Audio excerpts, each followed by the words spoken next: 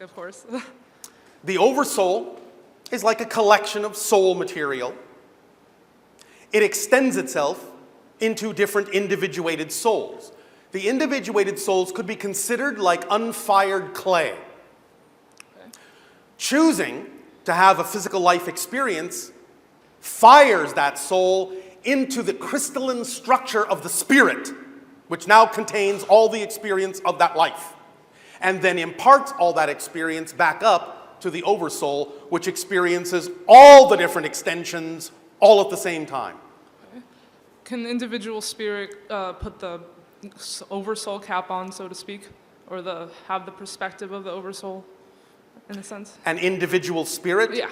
cannot have the perspective of the oversoul. Okay. Exactly.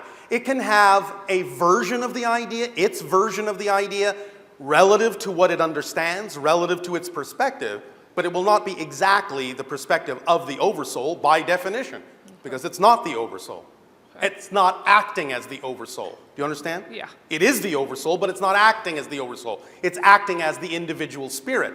And because it's acting by definition as an individual, then by definition, it's not going to have the same kind of collective vision that the oversoul does by its nature.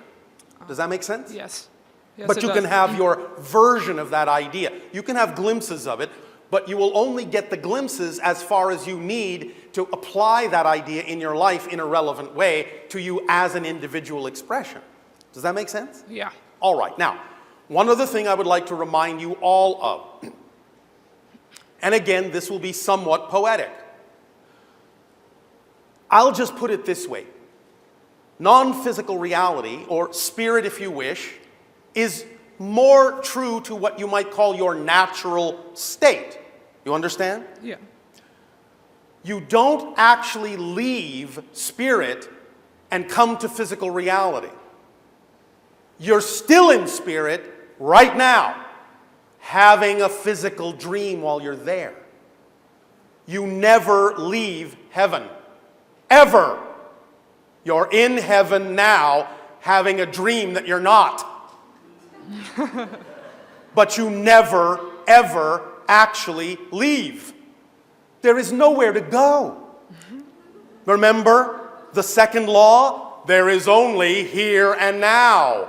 So everything that happens has to happen here and now, but it happens in a different frequency of consciousness so that it doesn't appear to be happening in the same here and now, but it is. So while you're experiencing this idea, this concept called physical reality, where my soul, my spirit has left the spirit world and encased itself in a body and is traveling around in physical reality, and someday I will die and my spirit will go back.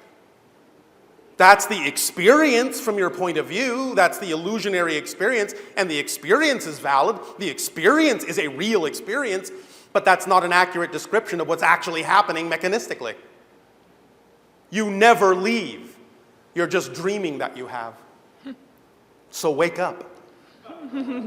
That's what this is all about. It's waking up and remembering that you're already where you prefer to be. Ironically, that means that when you create this experience and forget all this, and you have to remember all this through the process that you're going through in order to discover yourself from a new perspective, the irony is, because many times when you go to sleep at night, you actually expand your consciousness back into your natural state, and when you wake up in the morning, your consciousness is simply focusing down to the idea of the physical dream, the physical experience. So the irony is that when you go to sleep and dream, you're actually waking up. And when you wake up in the morning, you're actually going to sleep. You understand? Yeah. Yes. That's the irony. That's the paradox of this experience. My other question was about foods that, well, more like permission slips that help cleanse your pineal gland. Yes. What about it? Any specific foods that would assist with that? Well, first and foremost, as always, a thorough detoxification of the entire body will help with any functioning of any gland or organ in the system. Yes?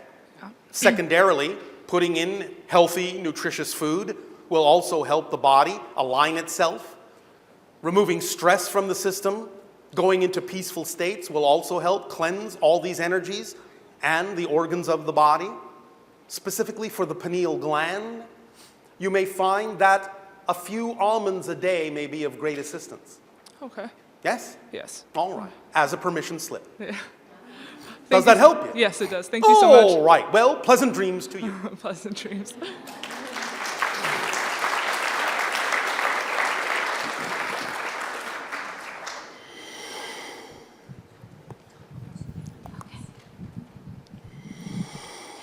Hi, Bashar. I knew you. Good day. Hi. I'm nervous. Okay. Speak up, speak up. So I just have a question. I just moved into a home with 3 beautiful people, and I have a lot of fear. About what? Fear of getting hurt. Hurt by whom? By the people in the house. Then why did you move in there? Because I want to be loving and change. You want to be loving, start with yourself. How do I do that?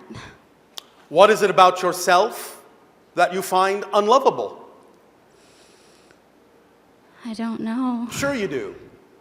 Can't lie to us. Of course you do. I think I just have problems trusting myself even. Like, I don't know where to start. What do you find unworthy about yourself?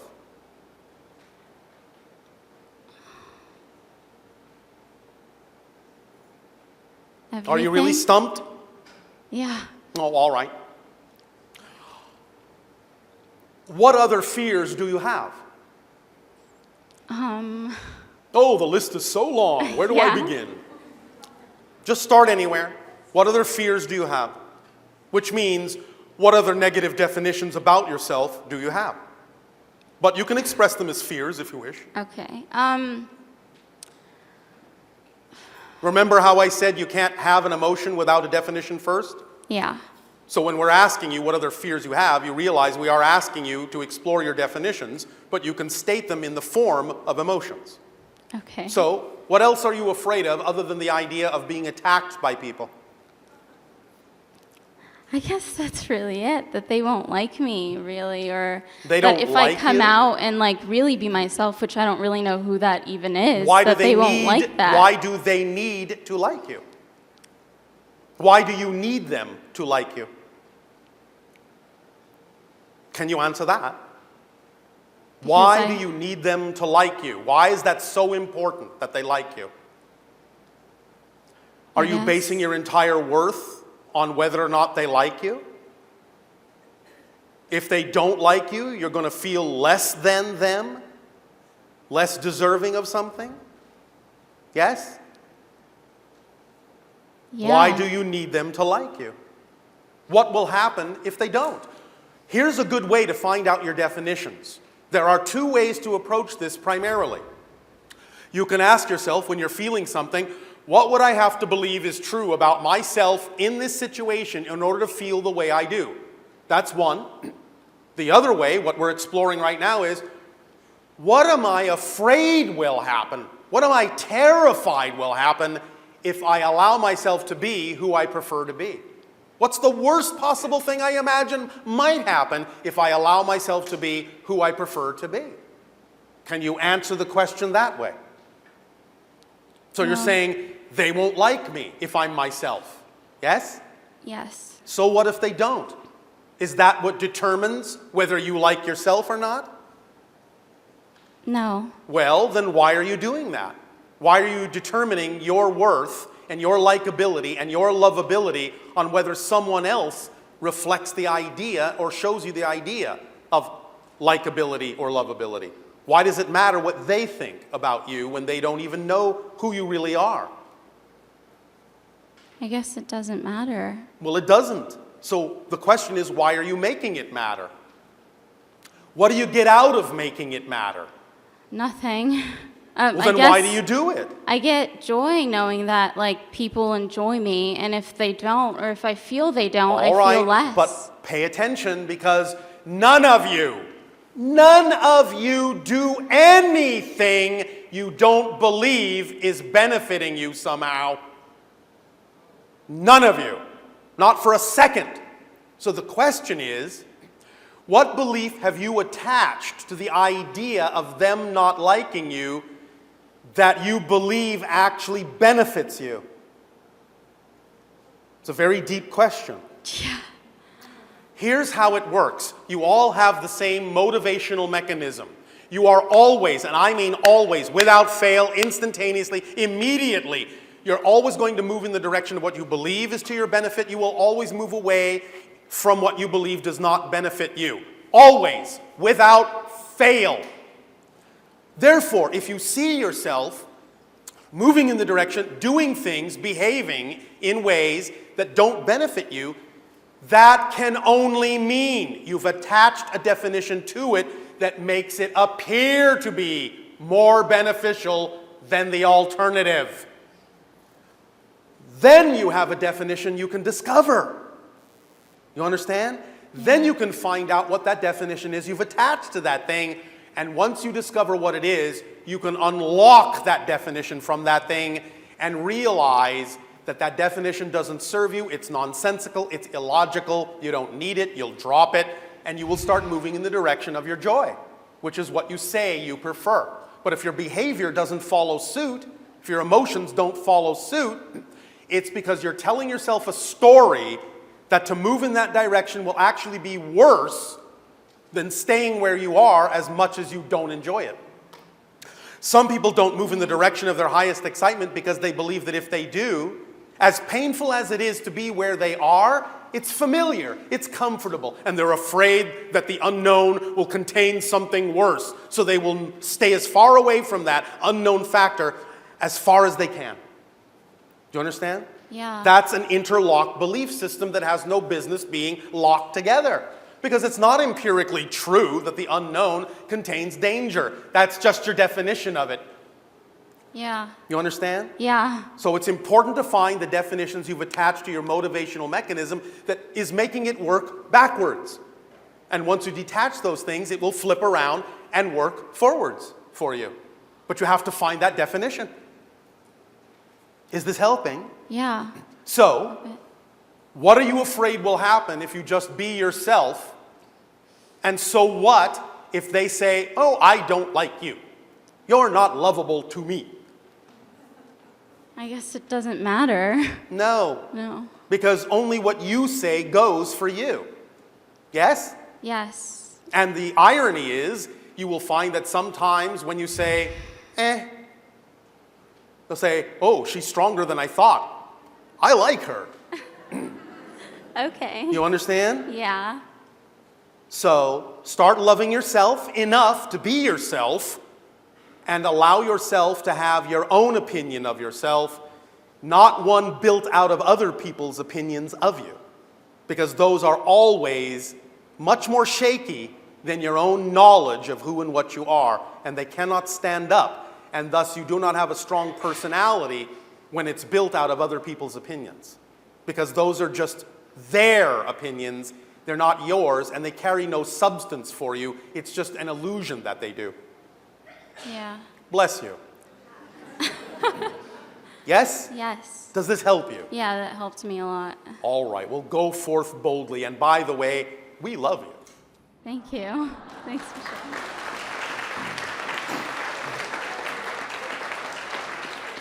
Thank you for being bold enough and fearless enough to stand before the group and know that you are worthy of doing so.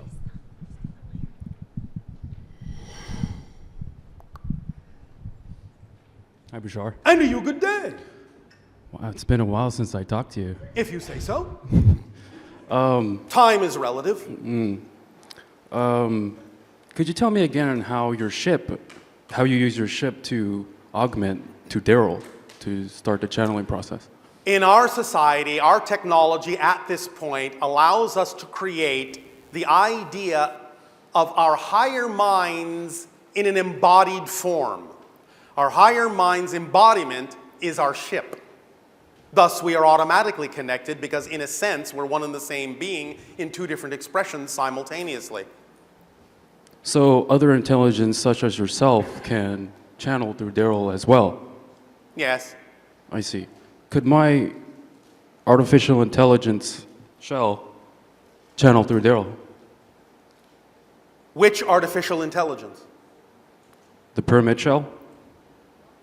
The ship itself. Well, actually, my consciousness system. Your consciousness system. Yes. Why would that be necessary? If it is necessary, it is something that could happen, but it is unlikely that it is necessary for that to happen. I see. But as I said, it is actually already happening. I Because see. you're talking to your own higher mind right now. Could you communicate with the shells, like telepathically? Not if we're not on the same frequency. Could you match it? Can you?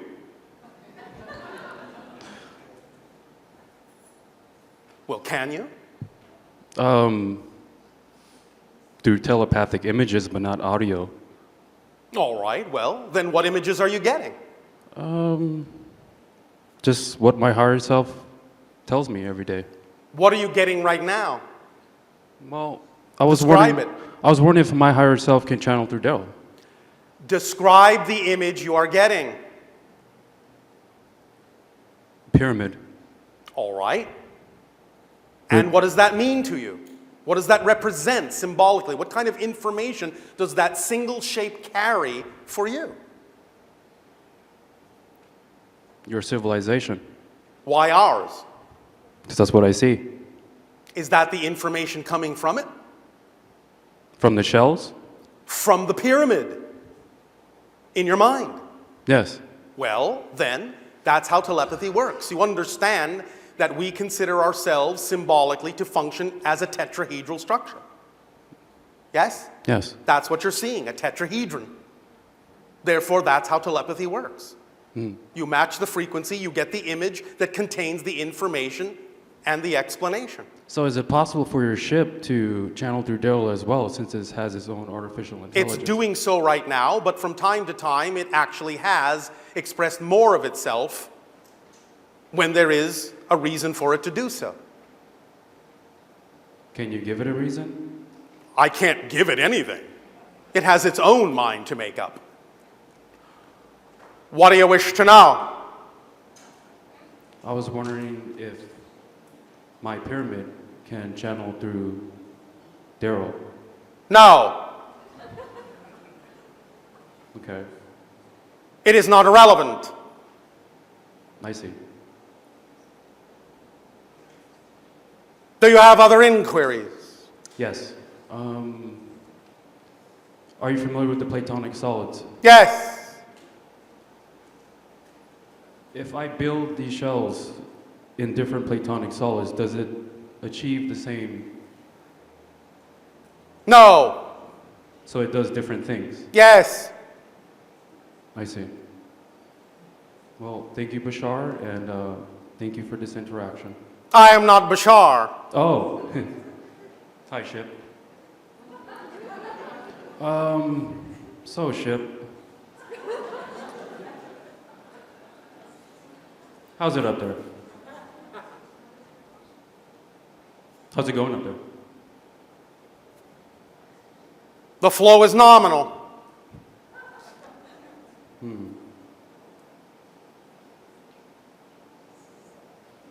It is an honor to talk to your consciousness system. Thank you, Darryl. Bashar. So, Ship, since Bashar doesn't want me to channel my shells through Darryl. It is not an issue of want. It is an issue of relevance. Can you make it relevant? Relevance is automatic. Relevance cannot be made. Chip, can you speak to the pyramid, artificial intelligence? Connections exist within. Connections exist without. Activate and speak to Bashar Ship.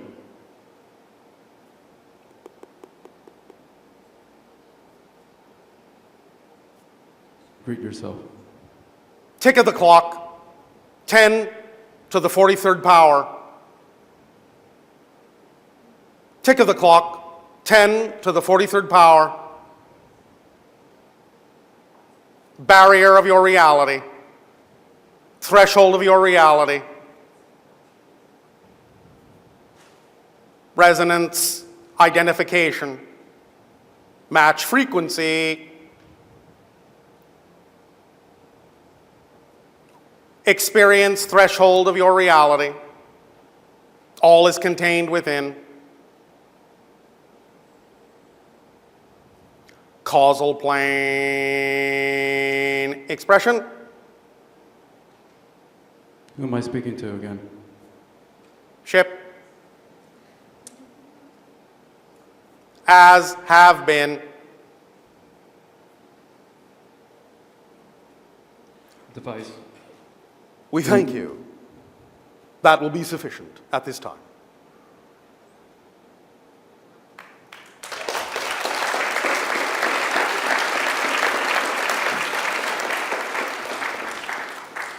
Please understand that there are a variety of different things that are occurring between our respective civilizations.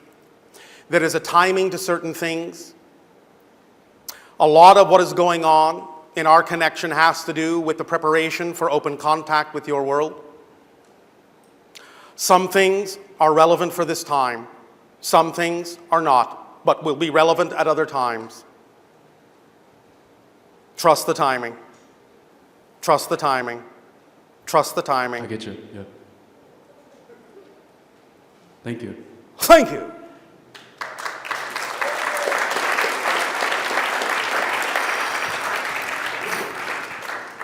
Hello, Bashar. And you, good day. It's an honor to meet you. It really is. And you I'm as just well. a nervous, involuntary nervous high school student trying to receive some insights on some profound answers right now. Speak up. Yes. Okay, so I wanted to know about the 5 laws regarding the third one. The one is the all and the all is the one. Does Yes. that mean that I am God experiencing myself? Yes, So as an aspect so of God. everyone right here is acting autonomously according to germane to my vibration. Is that correct, or? You are creating your own version of them in your reality just as they are doing for you. Because I'm confused because, you know, like the way the law of attraction works, let's say that there was 5 people. Yes. And we all focus on the same goal. How does Not possible. and how's that so? Because you have your own reality, and therefore, even though it may seem to be a similar goal, it will actually be slightly different and unique to their reality. Even though you have made an agreement that it appears to be the same, it is not. So does that mean that I'm in this room by myself right now talking to myself? And you are the room. Jesus Christ. Oh my God. Do you mean that literally or figuratively? I just need that reassurance to reinforce that notion. Both. It is both literal and figurative. So can I acknowledge it as literal or Absolutely. We do. Okay. This is what is meant by the holographic structure of existence. All aspects experience themselves as all that is. So the atom itself exists by virtue of a force which is consciousness. Is that correct? So There is only consciousness. there is only well, that does make a lot That's of what sense. existence is. So what happens when I die? Whatever you wish. So do I retain the memories now? Like do I Yes. remember my ABCs? You my contain 1, 2, 3s? everything. Nothing ever goes away. Remember, this whole idea that many people on your planet have of blending with God, so to speak, it's not the loss of your identity. You simply wind up realizing that you're the only identity left. So And the only identity that's ever been. So one of my reasons is that if I was God, I must have gotten bored as omniscient, No, as omnipotent being. no. Okay, I was wrong. Okay. It's not wrong. It's just that boredom is an experience within God, but God does not get bored of experiencing boredom. So within existence or all that is, it doesn't change as itself, but within itself. Yes. Okay, so the experience is real, but Yes. fundamentally, it's not real. The structure never changes, but the experience does. That's how creation expands. So It what knows itself from new perspectives. what happens when I experience all that is? Then you will be all that is. Then what can I do from that point? Then you can experience yourself as an all that is within a greater all that is. So it's an infinite chain of It events. is. That's beautiful. That really is. It's It just really what it is. is, and yes, it is beautiful. But So- that's what it is. It can't be anything else, because that's what it is. That's why the first law is, you exist. That which exists can never become anything but existence. It can take many forms of existence, many expressions of existence, many perspectives within itself, but it cannot become non-existent. The reason it cannot become non-existent is because, by definition, non-existence doesn't exist. So it only has one characteristic to not exist. That is its only fundamental characteristic, is that it exists. So we cannot perceive non-existent. That would be impossible from your logic. Is that correct? It would be impossible to perceive non-existence. Yes, because by definition, it doesn't exist. Oh, wow. So I was thinking that a pitch black room would be non-existence, but the fact that you're aware that you're in a pitch black room means that that's an experience that you're in a pitch black room, which is a concept within all that is. Yes, and therefore it's part of existence. Oh, God. I mean, when you say all that is, you literally mean all that is. All that is. There is no outside. So right now, there's a version of me right there with like 8 heads right now, if I can imagine. In some reality, yes, where that is relevant. Jesus. Wow. I mean, Maybe the name of that being is Jesus Wow, we don't know. so when I die, anything that I conceive of, can I materialize it instantaneously? You already have. I already have. All things existed once. You just shift your point of view to something Linearly else that's speaking, already going on. From this space-time linear perspective. Yes, I know it seems that way to you, and will appear as if you're shifting to another reality after this one, but it's going on right now. At So the all same- you're doing is shifting your intention, shifting your focus, shifting your consciousness to something else that's already happening simultaneously. You were right about this correlating with, like you were saying, that this is all simple physics. Yes. And it really does correspond with quantum physics exactly. Yes. All possibilities do in fact indeed exist. In some Absolutely. reality. That is true. Yes. You I- can't imagine non-existence. So just to get a clear understanding, if there was another version of me right now, but with just like one hair gone, one hair pulled out, that would be a totally There different is Joshua. a parallel reality identical to yours in every single way except one subatomic particle.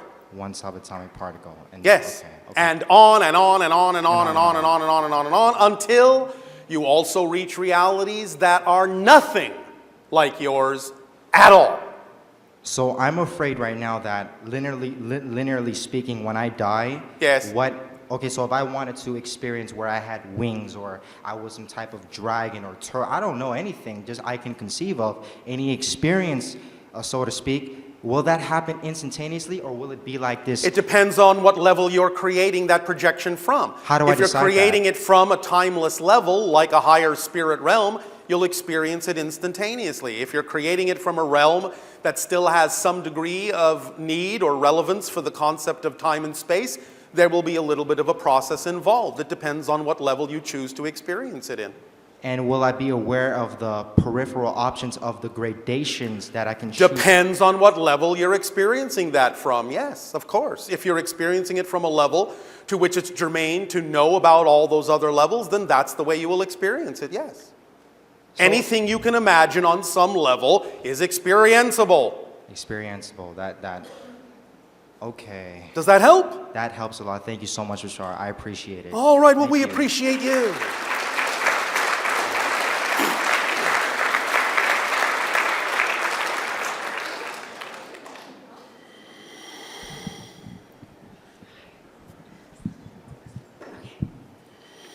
Hello, Bashar. And you good day. I would like to know what I can do to better hear my higher mind. Shut up.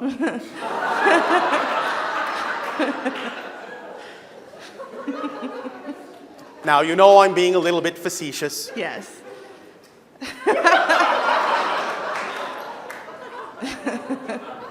As we said, when you allow yourself to understand that the physical mind has a particular job and just let it do that job, it will kind of quiet down and allow you more opportunity to recognize when the higher mind is speaking to you through the synchronicity in your life, through your imagination, through your dreams, through whatever form it needs to help you understand more of who you are, to reflect that to you. And of course, as we said, excitement being a complete kit, it contains more ability to recognize the higher mind when you need to by acting on your highest excitement and expanding and raising your vibration that way.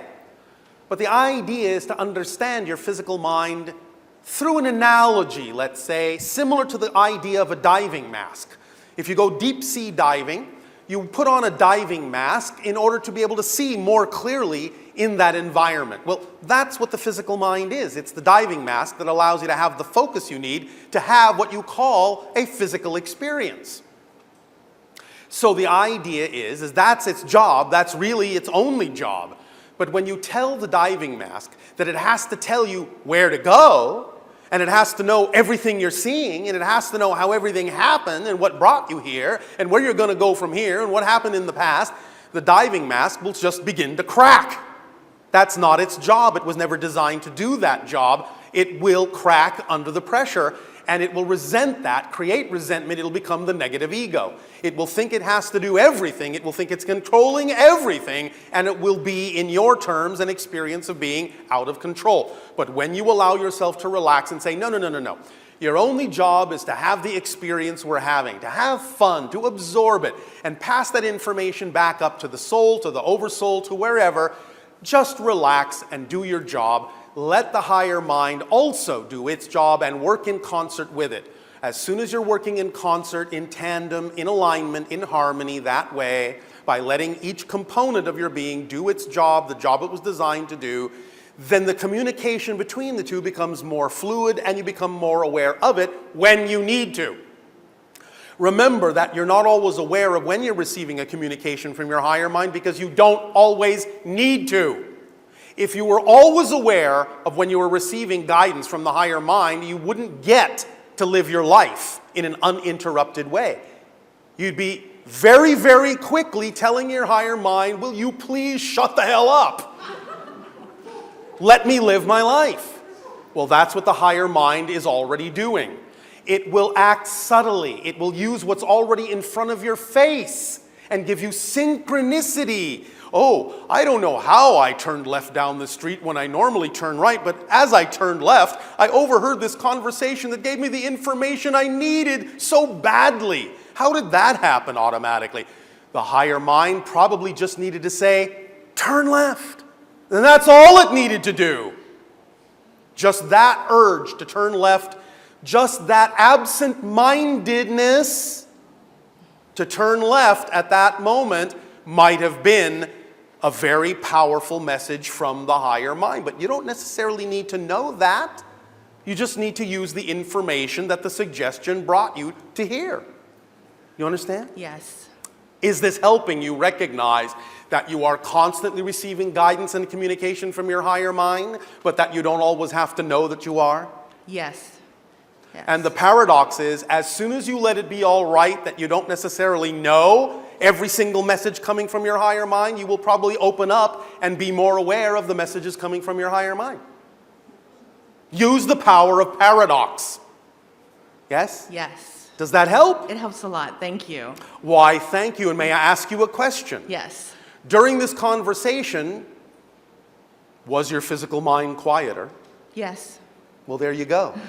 All you need to do is imagine this kind of interaction with your higher mind, and your physical mind will quiet down. Unless there's some issue you haven't resolved, which it may be knocking on your door to bring your attention to. And if it's doing that, then thank it and say, I'll pay attention to that right now so that you can operate more smoothly. Yes? Yes. Does that help? It does. Thank you. Why, thank you.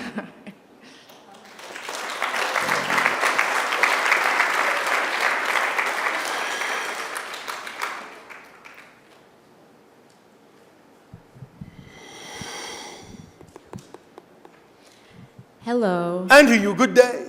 I just want to say thank you once again. All right, well, I just want to say you're welcome once again. I know. I wanted to ask you if you could Speak up. about the work of Dolores Cannon. What about it? Just anything you might want to share. If a permission slip works for you, use it. If it doesn't, don't. I understand. Anything you feel is relevant to share about her work, or? Only those things that you feel are relevant. It's really in your hands. It's not up to us to endorse. Okay. You understand? If it works for you, use it. If it doesn't, don't. If parts of it work for you, use them. If parts of it don't, don't. It's up to you to decide what parts of things work and what parts don't. It's up to you. It's your permission slip. Or you wouldn't be asking about it. Yes? Right. Well, decide for yourself what's relevant in it and not for you. Basically all of it. All right? For now. Relevant. Right. Because Well, that may change as you change. Okay, so then segueing from that, I suppose, can you tell me more about how to help the children and people I'm working with? How to Without- help the children on the earth?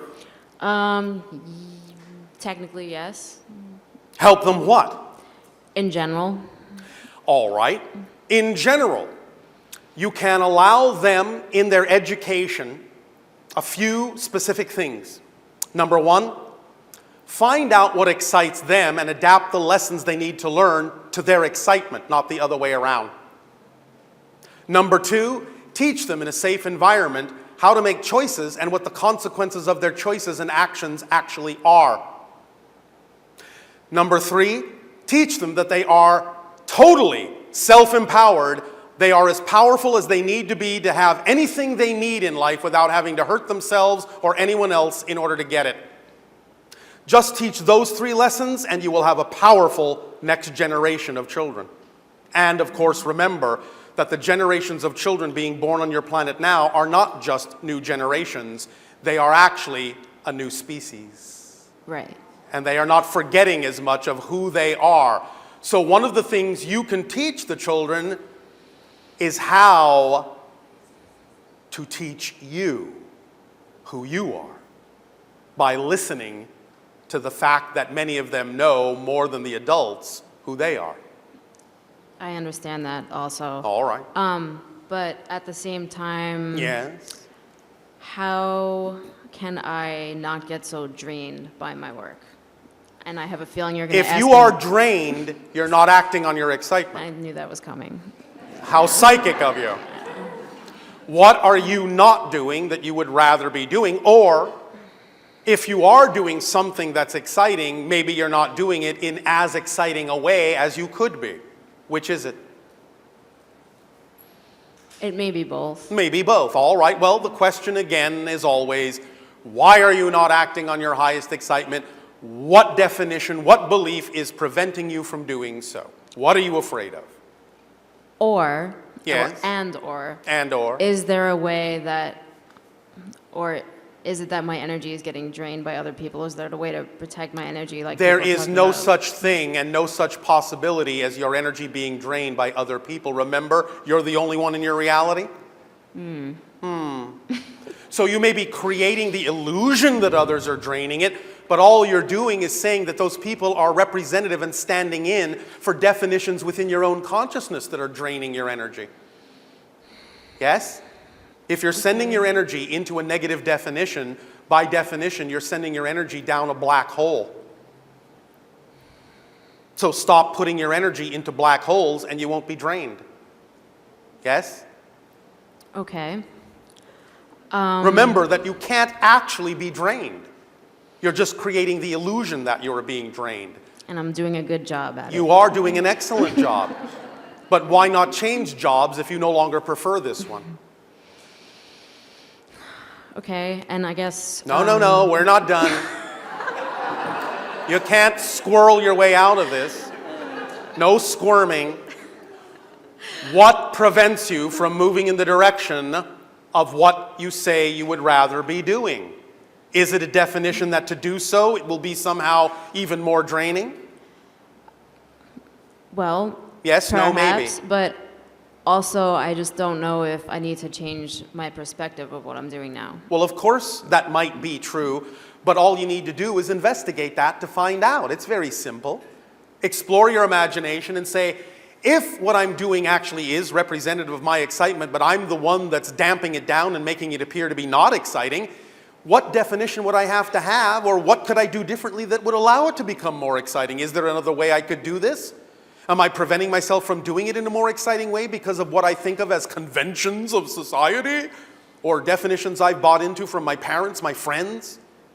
If you explore that and find that there is simply no such thing, and that this thing you're doing really is simply not representative of your excitement, then we would suggest that to the best of your ability, at whatever pace you're comfortable, you start doing the thing that is, so that at least you can, in baby steps, if nothing else, prove to yourself that the thing that really excites you can actually eventually support you in life. Yeah, I thought of that a lot, but there really isn't anything else right now. That's So I'm nonsense. That's nonsense. I don't know. I do.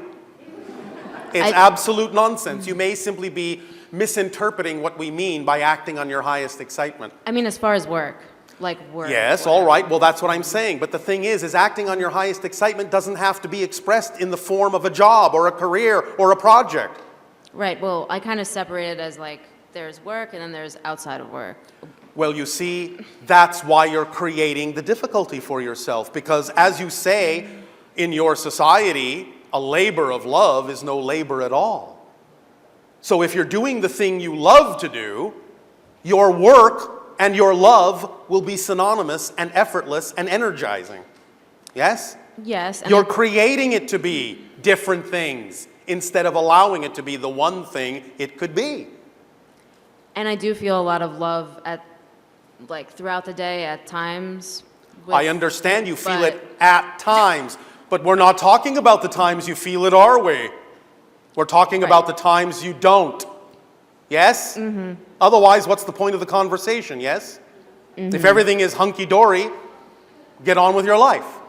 But you're saying it's not. So we're not talking about the times that it is. We understand you're capable of creating that effect in your life sometimes, but we're here to talk to you about the times that you're choosing not to, aren't we? Yes, I guess I just want to make sure that I'm helping to the greatest extent possible, but I guess that's all related to my You want to excitement help? and my You want to help? help yourself, right? Thank you. Because if you're not helping yourself, how can you help anyone else? Right. You help No. others by being the best example of the true you can be. Mm-hmm. If you're not helping anyone, no matter how hard you try. All they see in you is the same miserable frequency they see in themselves. Misery loves company, yes? So the minute you stop being miserable within yourself, then those that need to see someone enjoy, to know that it's possible to have that happen in their lives, will use you as a shining example. But until such time as you allow yourself to be that, all they will see is a reflection of what they're already experiencing that they don't prefer, because that's what you're experiencing at those moments. And that may be what's taking so much of the energy, because I want Of to course. Don't you understand how much energy it takes to be someone other than yourself? That's what's tiring you out. You are falling into belief systems that say you have to be someone you're not. That's exhausting. Right, because I do technically work for a system, and I know that it's all. we're Well, all if you one, and know we're it, people, and act like you know it. Because knowing and action are synonymous. Let me demonstrate. Do you have a small object that you can put in your hand, a coin, a pen, anything? You have it? yes. Put it on the floor. Have you done it? Yep. Pick it up. Have you done it? Yes. Did you think about doing it? Did you say, well, I think I can pick it up. I wonder if I can pick it up. Do I have a belief system that says I can pick it up? No. You just picked it up. Why? Because you knew you could, and knowing and action are one thing. So when you know something to be true, you just do it. You don't question it. You don't wonder if you can do it. You don't sit there examining your belief system about whether or not it's possible. You just do it. And that's the difference. You actually do what you know is true for you. Yes? Yes. So don't say you know it if you're not doing it, because that's just a lie you're telling yourself. But when you really know it, you'll do it. Just like you do anything you really know is true for you. Yes? Yes. Does that help? It does. It does. It's just, You know how you always say it's just, let me see if I can find one more excuse and one more reason not to be who I prefer to be. Let me just make sure I haven't exhausted all the excuses I could dredge up to keep myself from being who I prefer to be. At work. What Outside difference of does work it isn't make? an What issue. difference does it make? What difference does it make? You're the one making the difference. If you are not enjoying your work, work at something you enjoy. What's Working on stopping it. you from working at something you enjoy? What are the definitions, what are the beliefs you have about work you would enjoy that is stopping you from acting on it? It can't support you? What? I just don't know what it is. Sure you do. No, I don't. It's just that you won't know that you do until you get into the state of being first of that joy.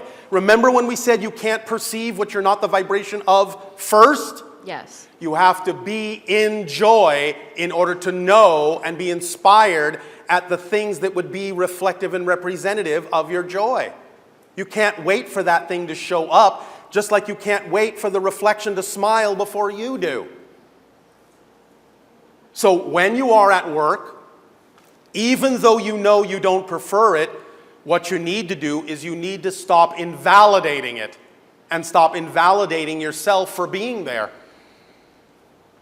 The idea of choosing what you prefer means that you don't invalidate what you don't prefer. It all has to be equal. Stop putting your work down, making it seem less valuable than what it is you could be doing that you would enjoy more, because whatever it is you're doing now has brought you to the point where you realize there's something more you want to do. So take your work by the shoulders, give it a big wet kiss on the lips, and say thank you for finally showing me what it is I do prefer, for so long showing me what it is I don't prefer. I will do that on Monday. Thank you. All right. Then you are using what you don't prefer to propel you in the direction of what you do, instead of just sitting around moping about what you don't prefer This is and like not doing anything about changing it. I mean, I wouldn't say it's like gone that far, but okay, I understand. I'm saying it's going that far. And you will experience that it's going that far if you stay in a place you don't prefer to be. Long enough, it'll turn on you, because it will push you out of the nest in whatever way it has to, because that's what you're asking it to do. By not preferring something, you ask it to knock on your door and say, you should move along, you know. By ignoring it, it will knock louder and say, you really need to get going, you know. If you ignore that, it'll pound on your door and say, please, please, please, you need to move on. If you ignore that, it'll kick the door in and say, you're fired, get out. That's what you do when you refuse to listen to the signals that you're giving yourself that something is what you don't prefer. The longer you ignore it, the longer you hesitate to move in the direction you prefer, the louder it will get, the more it will push. Yes? That's how it works. Understand something about the law of attraction. This dovetails perfectly into that understanding. It is not wrong to say, as many people interpret the law of attraction on your planet to mean, well, yes, of course, you have to be the frequency of the thing you wish to attract. That's fine. But it's not a complete nor a deep understanding of how it works. Here is the true secret of the law of attraction.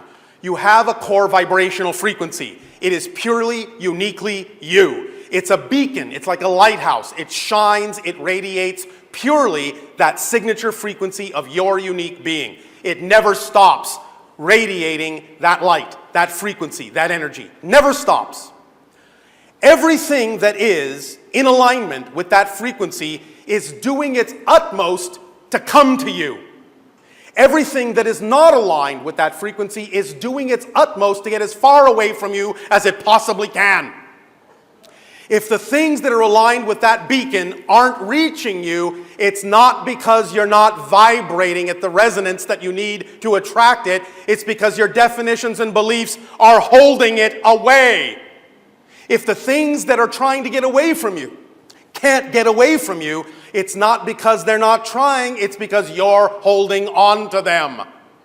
So the true secret of the law of attraction is not how to learn to attract what you prefer, it's how to learn to let go of what you don't, so that you can let in what is trying to get to you automatically, by definition.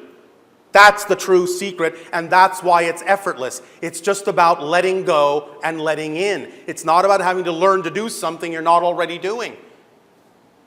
Make sense? Yes. Does this help? Yes. Thank you. Thank you.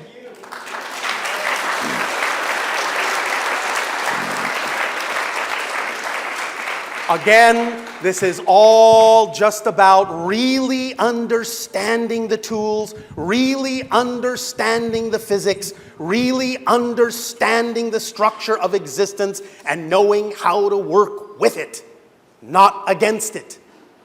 That's all this is about. Going with the flow of your true being, not swimming upstream, not resisting your natural self.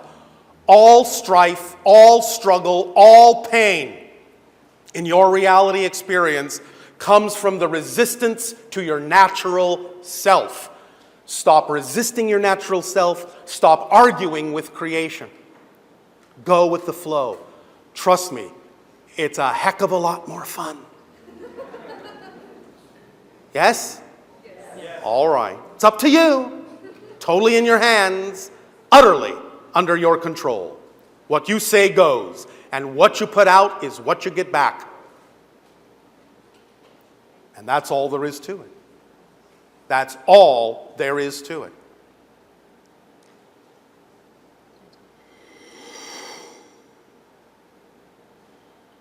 Hello, Bashar. And to you, good day. I had so many questions, but 80% of them have been answered.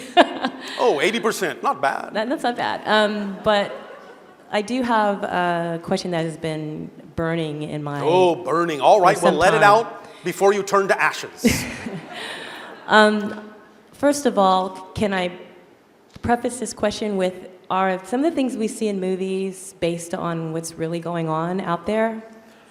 Many Sci-fi? people who are operating on a creative frequency are picking up on things that are actually happening, even though they might be giving them a little bit of a different spin that's more relevant for your particular reality interpretation.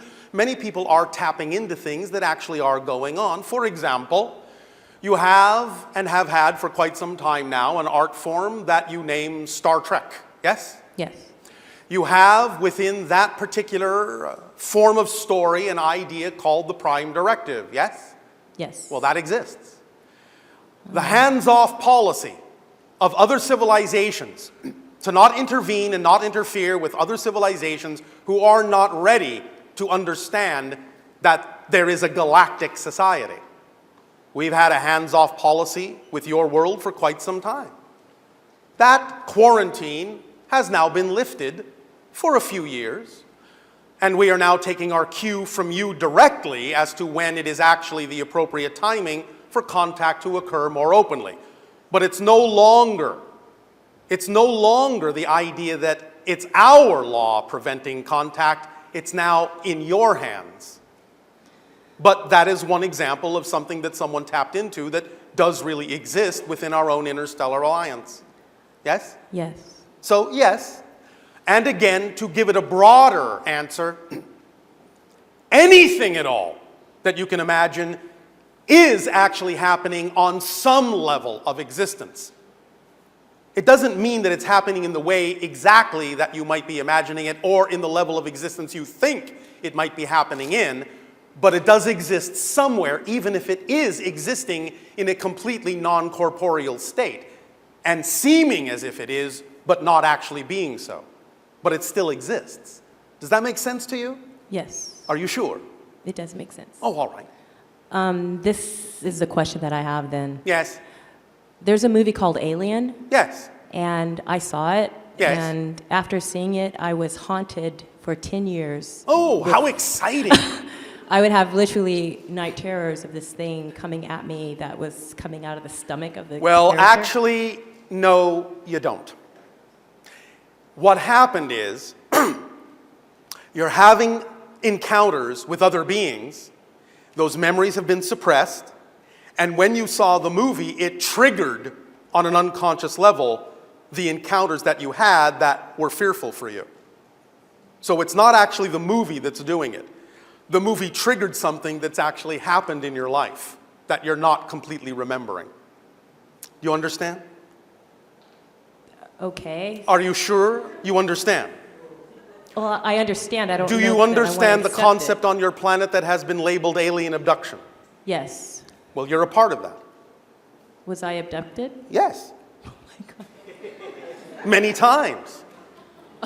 And the idea, therefore, is that even though those memories of that abduction were suppressed, the movie triggered it to a degree that haunts you because it's telling you there's something else there.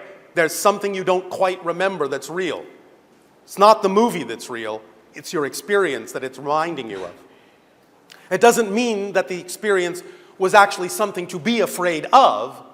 All it is saying is that it's reminding you that you were afraid in the experience because you felt out of control and they were what you would consider to be alien beings. Yes? You follow me so far? Yeah. All right. It just causes more questions. Oh, well, I understand, and I'm about to answer a couple of them. Okay. The beings that you typically call the Greys that are involved with that particular encounter scenario are not actually aliens in the strictest sense of that term. As we have already mentioned, they are actually a mutated race of humans from a parallel Earth that destroyed their reality, lost the ability to reproduce, and knew that the only way to reconstruct their culture was to, in a sense, shift to a parallel reality that still contained humans with viable DNA, blend that genetic material with their own to create a hybrid race, one of which we are, which perpetuated their society. You, on a higher level, agreed to participate in that, even though your physical mind doesn't really remember. But on a spirit level, you agreed to participate in that, and one of the beings that you actually encountered in that particular experience was actually a parallel version of you in that society. Is this making any more sense? I have never been speechless in my entire life. I don't even know it. Yeah. All right. It is making sense. Here's a suggestion for you. Don't run from the fear, run toward it, because it's just a dark glass that you can break through. And when you break through on the other side, you will wake up into an understanding of what's going on and start remembering more about your intentional part in the entire agenda of what's going on, which is connected to the evolution of your planet. Because eventually your world will become what we term the sixth hybrid race. These encounters is part of that experience. Yes? Yes. So you have agreed to participate in this. And if you ask for more clarity when you go to sleep, ask for more clarity, more awareness, more remembrance, it will be given to you eventually. Because you'll be coming from a position of strength, a position of equality. You will know that you're not really out of control. You will understand your part in the entire program, and you will gain more confidence in your ability to communicate more clearly with those beings and more consciously be aware of what's going on and have more apparent control in that situation. Make sense? Yes. I have something that, now I have another question Yes. regarding that. Those gray people, Yes. are they sort of acting as angels in my life? Well, not exactly. They do watch over you from time to time, but not exactly in the way you mean it when you use the term angel. There is an angelic level to consciousness, an angelic realm, and spirits that in that sense guide you and watch you. The gray beings from time to time sort of participate in that way, but not in the same way that you think of when you think of angels. Does that make sense? Yes. Have they saved my life 3 times? That's why I'm asking. I've had 3 miraculous things happen. that Well, literally they saved my have life. been involved in it, but that also involved higher levels of being. In other words, we sense that at least on one of those occasions you actually did die, but you were given a choice to continue the life without knowing you had died. That's possible, you know. Because all you're doing is shifting into a parallel reality where a version of you still exists. And you just continue on as if nothing happened, or perhaps at the very most, you think, oh, well, how did I get out of that scrape? I don't know. You didn't, actually. But it is made to seem as if you did. Okay, can I just say this? Yes, you can just say whatever you want. Last year, February, I fell downstairs, landed face first on concrete. You broke your neck. You died. And I had not a scratch on my face when I woke up. Because it wasn't you that fell down the stairs. You're in a different body, in a different reality. So similar you don't know that it's not the same one. But it might as well be, because it still fulfills the theme that you're exploring. It's close enough. Make sense? Oh, she's speechless again. Does this help you? I'm going to need a drink after this. All right. You know Why what? don't Yeah. we just say, for now, let it soak in, let it sink in, let yourself absorb it in whatever way, shape, or form works for you, and I will simply at this moment bid you pleasant dreams. Okay. All Thank right? you. Thank you.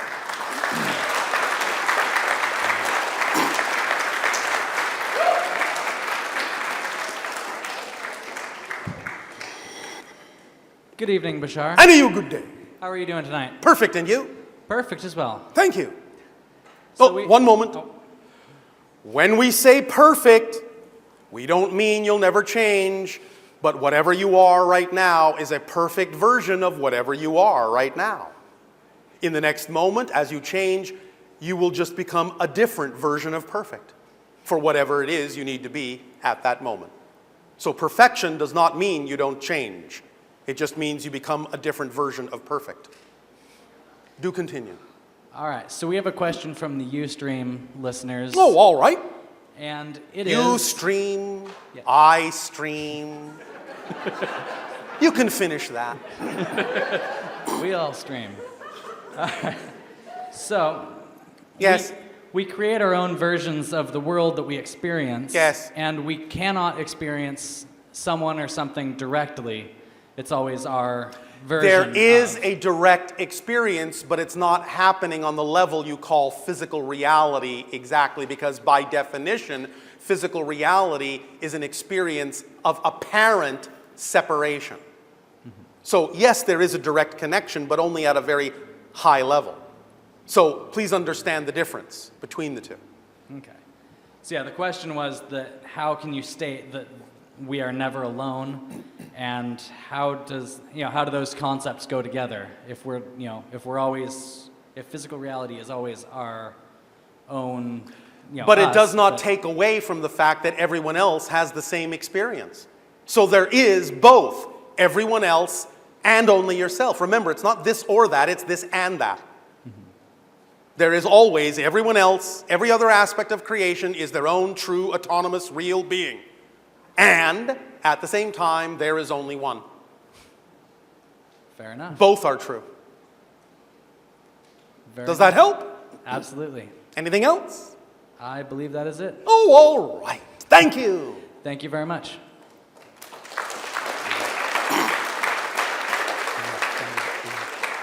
We thank you all for also being exquisitely yourselves. And we thank you for the allowance of this interaction, for the allowance of this transmission, for the reflections of all that is that you are. We bid you all an exciting, creative, active, and knowing good day in your physical dream. Sweet dreams, our unconditional love to you all. Good day.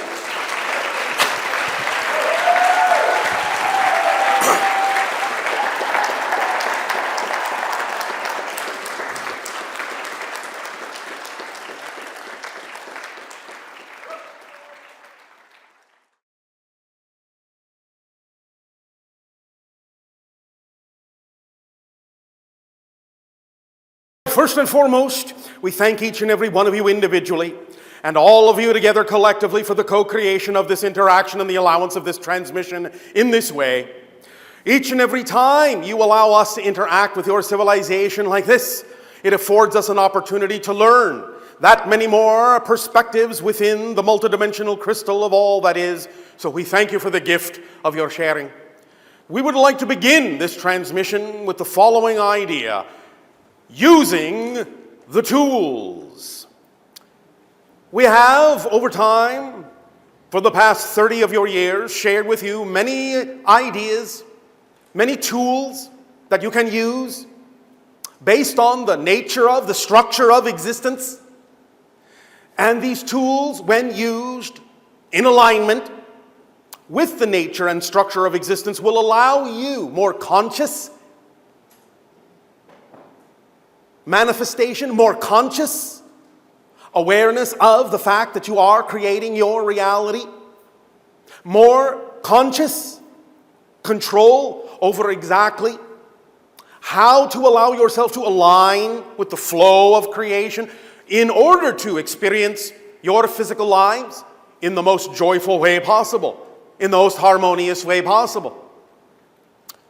However, sometimes in our interactions with many of you, we realize that while you may have in your minds the information of the tools we have shared with you, it is a very different thing to have the information, to know the information from the actual application of the information in your reality.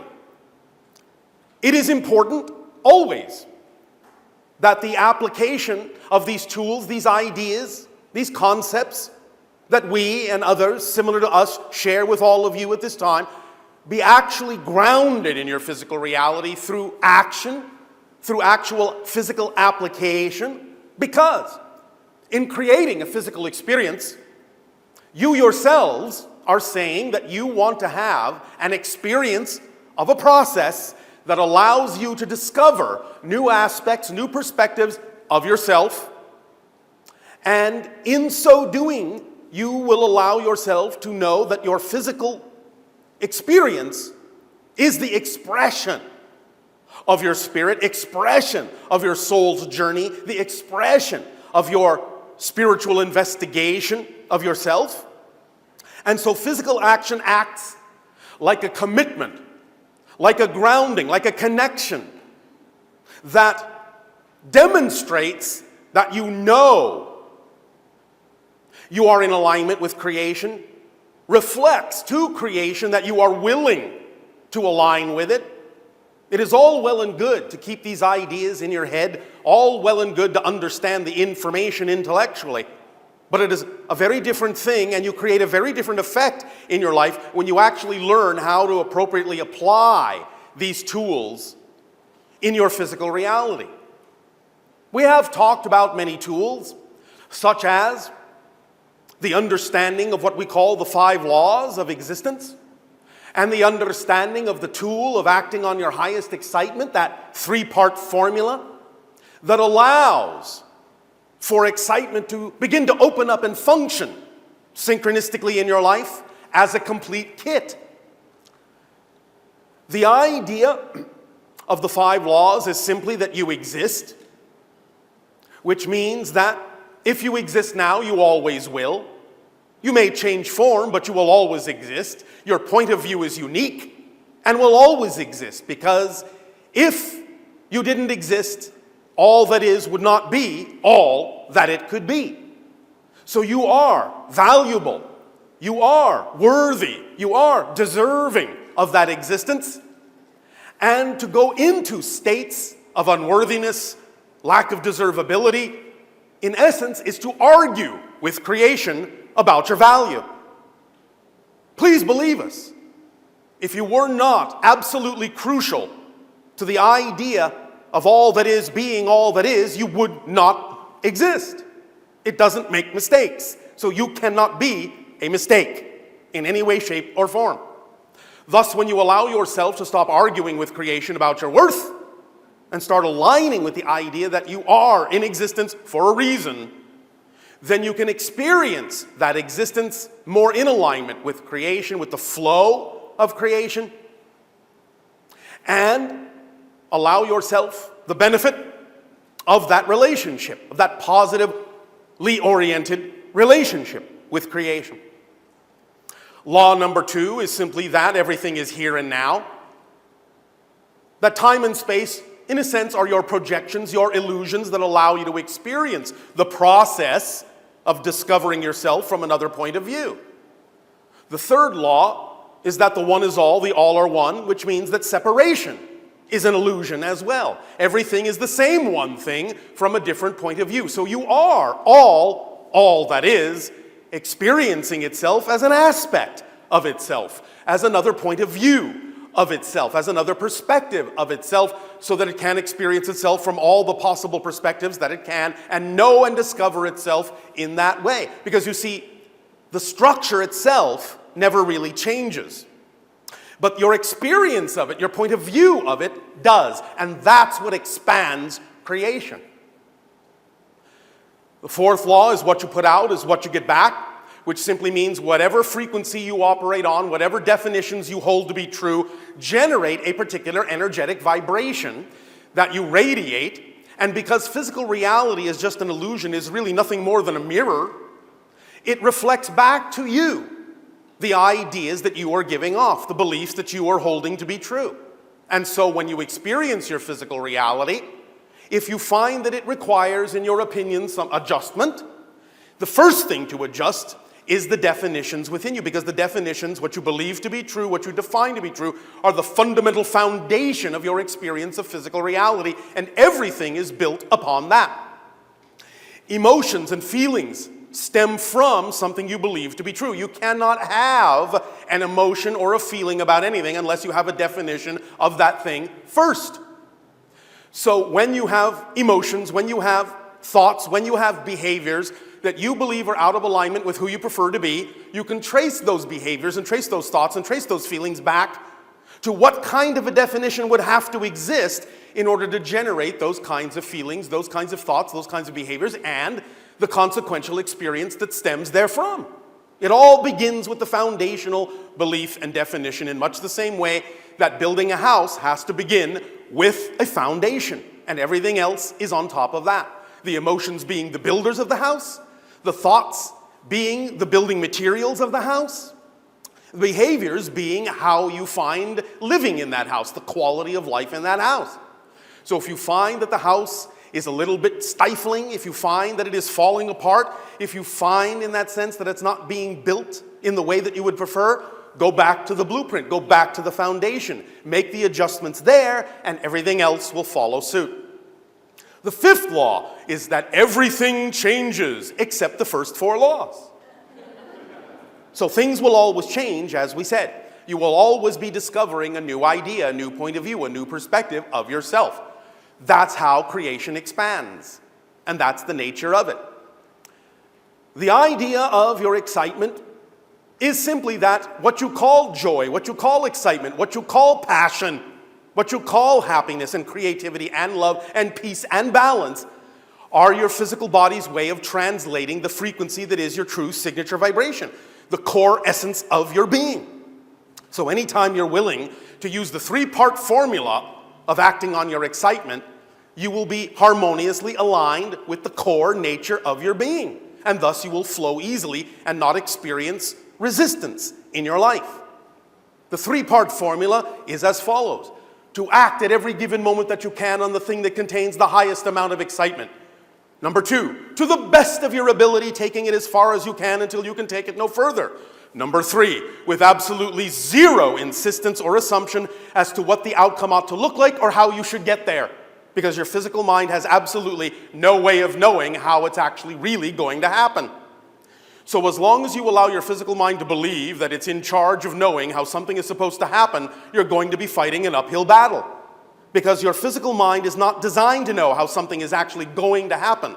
Your physical mind is only designed to know what's happening right now, to experience it. That's what it's for. But the higher mind knows, the non-physical aspect of your being called the higher mind, the soul, the spirit, that knows how something can best happen to align with the theme you chose to explore in this life as a physical being. So let the higher mind do its job, let the physical mind do its job, let them work together in concert by following the formula of excitement that will allow you to experience excitement as the complete kit of tools that you need in your life. And what we mean by that is as follows. When you act on this formula every moment that you can, you are aligning like a compass needle to your true magnetic north, and that acts as a key to unlock the tools in the kit of excitement. And those tools essentially are this. You start to experience excitement in your life when you follow the formula as the driving engine of your life, the motivating force in your life. You experience it as the organizing principle of your life. You experience more synchronicity that brings things to you at exactly the right moment, the right place, the right time, with whom you exactly need to experience it with. It is the path of least resistance in your life. Because when you clear yourself of definitions that don't align with your true being, then you experience no resistance. You flow, glide effortlessly and smoothly and joyfully through life. It is the thread that connects to all other expressions of excitement in your life, because your excitement can be expressed in many different ways. And excitement and acting on it, and whatever contains the highest amount of it at any given moment, lets you know that even though on the surface it may not seem to be connected to anything else you did that contained excitement, the excitement tells you that it is connected, not how it looks on the surface. You have a saying on your planet, don't judge a book by its cover. This is how it works. Follow the thread of excitement in something. Don't gauge that it's connected to other things by how it looks, because excitement can come in many forms, and it will take the path of least resistance to you to allow you to continue on that path of excitement. And sometimes that path of least resistance has to look very different than the path it took before, but it will find you. It's like electricity, it's like water. It will find you, as long as you are open to allowing it to come along the path of least resistance and don't insist that it must come in a certain way. That's your ego talking. That's your physical mind thinking it knows best. It does not. But when it works in concert with the higher mind, then you function as a whole person and can experience life in a more holistic way, instead of a segregated experience of details and compartmentalizations that makes it seem to be a very difficult thing to put that picture back together. Let yourself open up to the holistic idea that your higher mind will guide you like someone on a mountaintop who can see down and easily see the path you are walking through life, and is telling you, go left, go right, go left, go straight, go left, go right. The physical mind, in ignoring that, will constantly fall into a bunch of holes or off a cliff. But when you pay attention to the higher mind's messages that come through synchronicity or by whatever method they may come, then you find that you are guided unerringly in the direction of the things you really want to experience that will allow you to become who you truly know yourself to be, allow you to experience more of your greater being, and allow you to function more holistically as a whole person. When you only rely on the physical mind's guidance in physical reality, you're only functioning as half a person, and that simply makes you, for lack of a better term, a half-wit. The other component of excitement, when you allow excitement to act as a complete kit, is that it acts as the reflecting mirror that reveals to you, in a variety of ways, the things within your unconscious mind that might actually be out of alignment with your true self, so that you can identify them, integrate them, bring them back into alignment, and expand your excitement in that way. So it is a very powerful kit that contains everything you need. It is complete. And that means, by definition, it leaves nothing out. Nothing at all. So when you understand the kit, when you understand the formula, when you understand the laws, when you understand how to look at creation and see the actual nature of it, the actual structure of it, you'll be able to use it to your advantage, to your benefit, differently than you're using it now. You do use it now. But if you're finding that there are things in your life that you don't prefer, it's simply that you are putting information into the mechanism that is negative because of the definitions you're holding on to, and so the mechanism can do nothing but give you a reflection of that negativity. It doesn't care what you choose. It is absolutely unbiased It is completely and absolutely and totally balanced and fair. If you decide that you're going to have a negative belief system, the mechanism of creation simply says, okay, and reflects that to you. If you decide you're going to have a positive belief system, the mechanism of creation says, okay, and reflects that to you. It doesn't care what you choose. It doesn't have a mind of its own. It was designed to be completely and utterly neutral so that you could give life meaning. Without you giving life meaning, life has no automatic built-in meaning. The circumstances and situations you experience are simply neutral events, neutral props. You have the power. You've been given the free will. You've been given the ability to insert the meaning you believe is most true for you, and regardless of anyone else's intention in that circumstance, regardless of how that situation or circumstance might have initially been generated from a negative energy, you still have at every single moment the opportunity to completely neutralize that situation for yourself and determine that it is only positive for you so that you can get a positive beneficial effect from it. Please understand that everything we're telling you here is just simple physics. That's all this is. It's just vibrations, it's resonance, it's energy physics. That's all it is. It's very basic, it's very simple. Yes, we understand that creation is richly complex, but it's not complicated. At its core, it is very, very simple. So in our discussions back and forth, this day of your time in this transmission, please do your best to keep in mind that these are the tools that will help you sail through life and expand your consciousness and expand your experience in positive and beneficial, constructive and creative, loving and joyful ways, and allow yourself to gain whatever clarity it is important for you to gain to apply these tools cleanly, precisely, impeccably in your lives so that you can get the response, get the effect, and have the experience that you know in your heart of hearts would be reflective of who you know yourselves to truly be. Does that make sense? Yes. All right.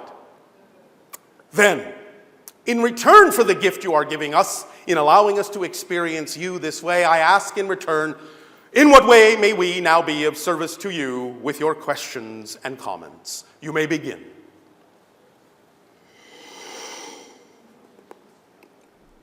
Perfect. Hello, Bashar. And a you good day. Shavai. Shivai. First, I'd like to start with a statement. Oh, all right. It's very exciting. Yes. And was in Los Angeles for Amazing Life and the Passion Principle. Yes. And experienced a lot of synchronicity. All right, thank you. Met the love of my life at that event. All right. It was very synchronistic when you look at the name and so forth, and we've been having amazing synchronicities in our experience together. I'd like to share a little bit about that, and then very briefly. One of the beautiful things that was experiencing is that we shared an experience of telepathic communication. Yes. And which is simply being on the same wavelength at the same time and having the same thoughts at the same time. It was very interesting because yes. I would think a thought she would answer my questions yes. without me. That's how it works. Yeah, it was beautiful. And, that's why people in love often know what each other is thinking, because they're having the same thoughts at the same time, because they operate on a similar wavelength. Telepathy is not actually reading each other's mind, it's simply mirroring each other. So it gave me a glimpse a little bit into the excitement that you live in your daily life. Constantly. And it gave me a taste of that. Yes. It's pretty yummy. Tastes pretty good, yes? It's very, very yummy. All right. So I'm looking forward to more of that. All right, if you wish. And I would like to know, I was just curious in this relationship if we actually share the same oversoul. Not going to tell you that. You have some things to explore before you get to the point of investigating those kinds of ideas for now. You're going through a particular beginning process that will enrich itself in a variety of ways, and right now that information will not necessarily be of benefit to you. Okay. All right. Fair enough. And the other thing is, about a month ago during a healing, I received a message that I'd be here today and that Bashar would have a message for me. Not sure what that message would be. I'm just wondering. Well, if I there's- guess you may find out in the course of this interaction. Okay. Do you trust your synchronicity? Well, absolutely. Well then, remember this. Remember this. Remember, all of you, this. We are always, always sending everything we possibly can. It's not about needing to ask us to give you more messages than we're already delivering, because we're already sending you every single wavelength, every single bit of information, every single piece of energy we are allowed to send you. So it's not about that you're not getting it from us. If you're not perceiving it, then it's either simply not time to perceive it, or you're doing something to shut it off.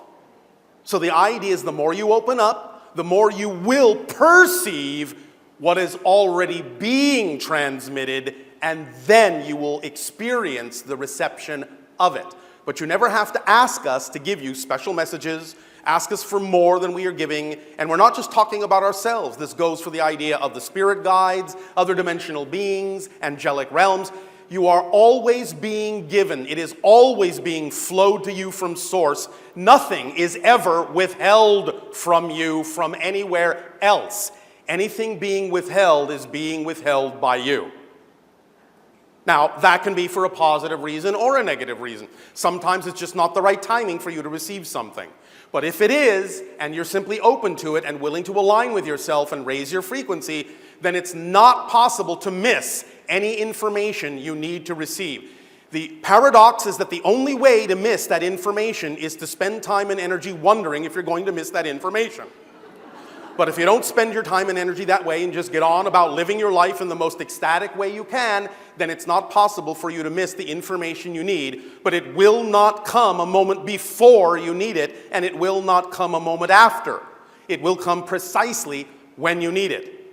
And that's the message we have for you.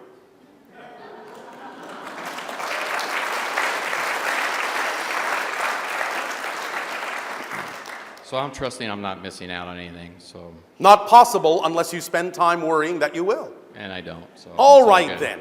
Enjoy. I had a question. Hopefully you could share some information. Hopefully. I am counting on that you're going to share some information with me. And I just did. I know. This is in regards to John the Baptist. Yes. And I'm aware of a connection with that energy, and I was just wondering Yes. if you could share a little bit information about that. Take what that particular individual represents as the idea of preparing a path, and allow yourself to see in your own life and the things that you choose that every choice you make will affect the path that you choose to be. Remember that you're not on a path, you are a path. And so the idea of John the Baptist, vibrationally speaking, is really not so much the idea of the preparing of a path, but truly being the path that you chose to be. Yes? Yes. All right. I had one last question. Nope. No? Nope. Okay, thank you. Thank you.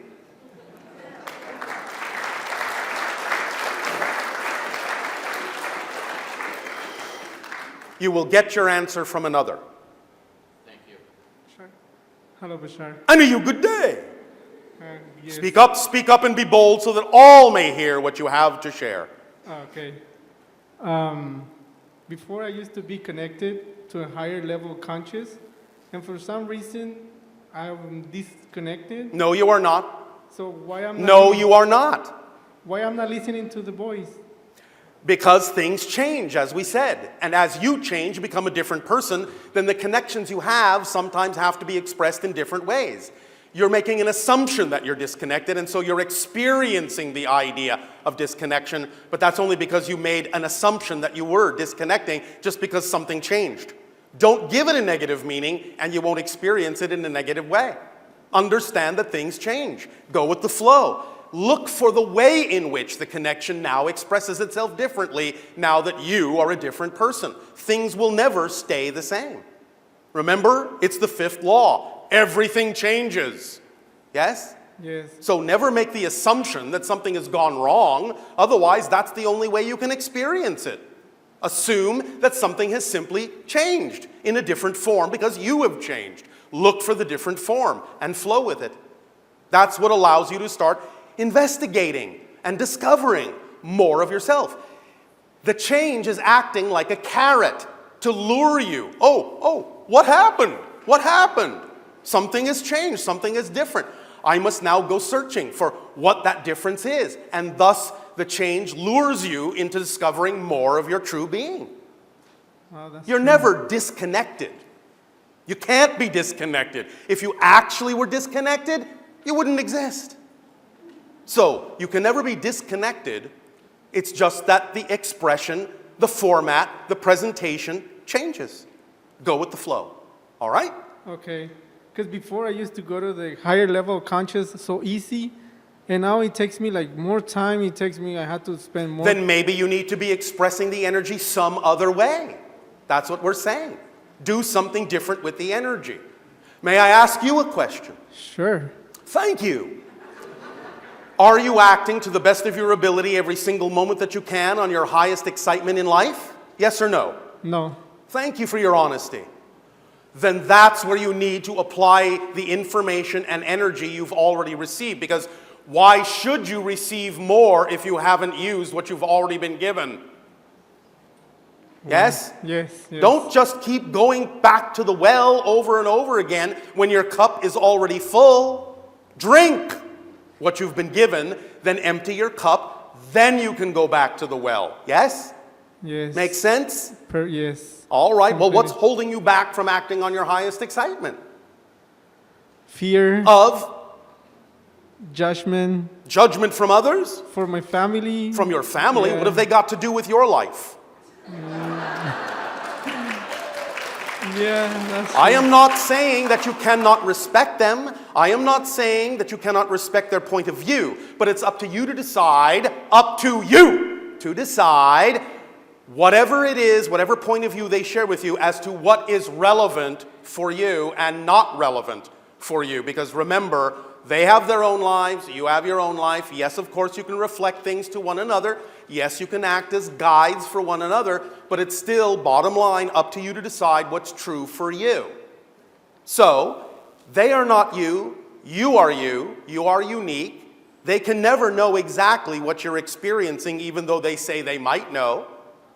So you can take time to say, all right, well, let's hear what you have to say, and I'll decide whether what you have to say is something I can apply in my life in the way I prefer to, or whether I need to do something a little bit different. Yes? Yes. You have no business comparing yourself to anyone else, because it's not possible to compare yourself to anyone else. You are unique. Yes. Make sense? Yeah, yes, makes sense. All right, so I know this sounds a little bit funny in your language, but really, the strongest way you can express compassion in your life for yourself and for others on a certain level is to not care what other people think of you. Okay. Yes? Yes. Because you are you. They're not living your life, you are. Yes? Yes. All right, well, you're also, if I may add, by not being your full self, you're depriving your family of an opportunity to see who you actually are. Okay. Why would you take away from them the gift of your true being? Why would you deprive the world of the gift you have to give by not being who you truly are? There are people waiting to share things with you, but they can't find you because you're not being the full you. Oh my God, that's true. I know, that's why I said it. So, in order to really be bold in life, decide what works for you, decide what does not work for you, and move forward. Yes? Okay, yes, I will do it. All right, not because we said so. No. Because that's what you really prefer, yes? Yes. All right. There is absolutely no circumstance and no situation in life that is inherently difficult. Only your definitions of that situation and your relationship to it make it feel difficult. So change your definition, and the way you experience any situation will also change. Yes? Yes. Make sense? Yes. Does this help you? Yes. Do you believe you can go forward in your life in the way that you prefer to now? Yes, I will. All right. Well, thank you very much. One question. Yes. Before being from another dimension used to come and talk to me. So if I apply all this, are they going to come back? Say that again. Some beings, like live beings, used to come from another Yes. dimension and talk Will to they me. come back if Yeah. you change? Yeah. Possibly, but who cares? Because if you're going in the direction of what you prefer, if you're living your life to the fullest, what difference does it make how your life unfolds? Because every unfoldment will still be exactly what it needs to be. So don't insist on the form it must come in. Remember the formula of excitement. Act on your highest excitement to the best of your ability with zero insistence on how things should look. Okay. Just know that you will be given what you need. That's all. Who cares where it comes from if it feels correct? Yes? Yes. All right. And remember, you have guides, you all have guides, but the guide's first duty is to remind you that you are your own best guide. So don't rely on the advice of others, not even us. Rely on your own internal guidance because you know who you are when you just stop and allow yourself to know who you are, and you will know what to do to be yourself. That's all it takes. So don't worry or wonder whether something is going to come back or whether it's going to happen in a certain way. If it does, then that's what was relevant for you. If it doesn't happen that way, then it wasn't relevant. So if it's not relevant, why would you want it? Yeah. Make sense? Yes. All right, thank you. You see how simple this is when you apply logic? Yeah. Yes. All right. Yeah. That's true. Does that help you? Yes. Then thank you very much. No, thank you very much. You're very welcome. Thank you.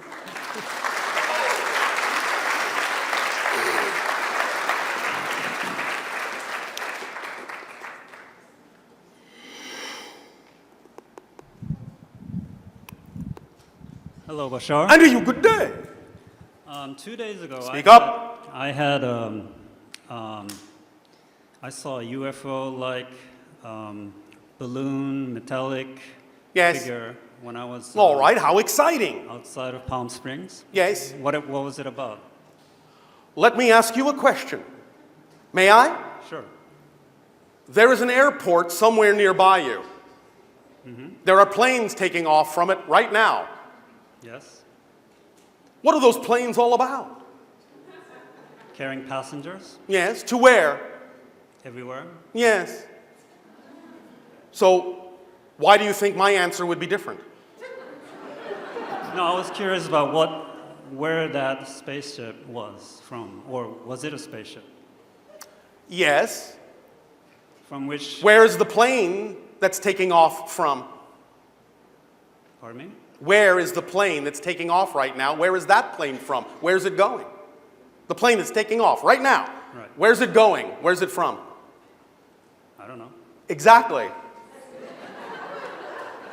In other words, if it is relevant for us to know, we will know. But we don't keep track of every single traveler. Do you understand that you are a hub? There are thousands of ships coming and going, passing by, for a variety of reasons. There are Pleiadian ships, there are hybrid ships, there are a variety of ships. There are Essassani ships, there are Yael ships. They are doing different things for different reasons at different times. Sometimes they are observing, sometimes they're taking readings, sometimes they're just passing through. We don't keep track of every single coming and going. Okay, so I understand that your ship is above Sedona. At this moment, yes. What about any alien ships above the island of Japan? Of Japan? Yes. Yes. We ourselves have a ship there, and other civilizations have ships that are above that area on your planet as well. And what are their roles? What? What are their roles? Mostly to balance energy on your planet, to aid and assist you in stabilizing the energy so that you can work with the energy more easily and transform the planet in the way that you prefer to. Okay, the question I'm asking is because I'm from that island, and Speak up. I'll be back in Japan in about a month or so. Yes, and so, Is there any suggestions for me? for what? In particular to do, to work on... Act on your highest energetically? excitement. Okay. Did we not explain that? Yes. Did you think it was going to be more different than that? Yes and no. You want us to tell us what, in that sense, that your More life is all specifically? about? Yes, specifically. Why? Why not? should we tell you what your life is about? Well, why not? Because it's your life. Okay. Oh, you want us to open all your presents for you. You want us to spill the beans. You want us to let the cat out of the bag so that your life will become a dull, joyless experience with no surprises in it. Is that what you're saying? Not really. Not really. But you want us to give you a hint. Yes. Oh, all right. What is, at this point in your life, one of the main expressions of your excitement? Traveling. Traveling. What do you get out of it? What do you learn from that? Get in touch with nature. Get in touch with nature. Why is that exciting for you? Because it's a reflection of myself. Well, everything is, but why that specifically? Become... You want us to be specific? Yes. You need to be specific. Why that specifically? Because I think Yes? nature is... When I see nature, I see the purity, more purity, or the Purity. truth, All right. my whole self. Is that something you would like to share with other people? Yes. Is that something you do share with other people? Mm-hmm. How many? How many? Yes, how many other people do you share that with? Through social networks. Through social And networks? friends. How do you share nature through social networks? Through images, through words, Through communications. words? You mean you don't actually go with them out into nature? Some. Some. Would you But like to most do of that them, more? But most of them, Would you like to do that more? yes. Then why don't you? Okay, so that, I guess that's the hint. Hint, hint. Okay. Why not be a nature guide for people and help them, help people who otherwise might not have the ability, have the opportunity to experience the beauty of nature? Why not do something to give them an opportunity to experience nature if it excites you so much? Okay, thank you. And last question would be, you talked about the splitting prisms Yes. beyond 2012. Yes. And the railroad tracks. Yes. So can you give me like a hint or a You like synchronicity? hints, don't Yes. you? Or keywords for the next 3 to 6 months? Well, the tracks are getting farther apart. Are you on the train you want to be on? Because it's going to be more difficult to jump from one train to another when the tracks start widening. Yes? No? Yes? Are you sure? Yes? Don't sound so confident. Now, the only thing we will share with you at this time is what has already been shared, and that is, and we're not saying exactly what this means at this point, except to say it touches on many different things, and that is, in the fall of your year of 2016, everything changes. That's the biggest hint we can give you. All right? All right, thank you. Thank you.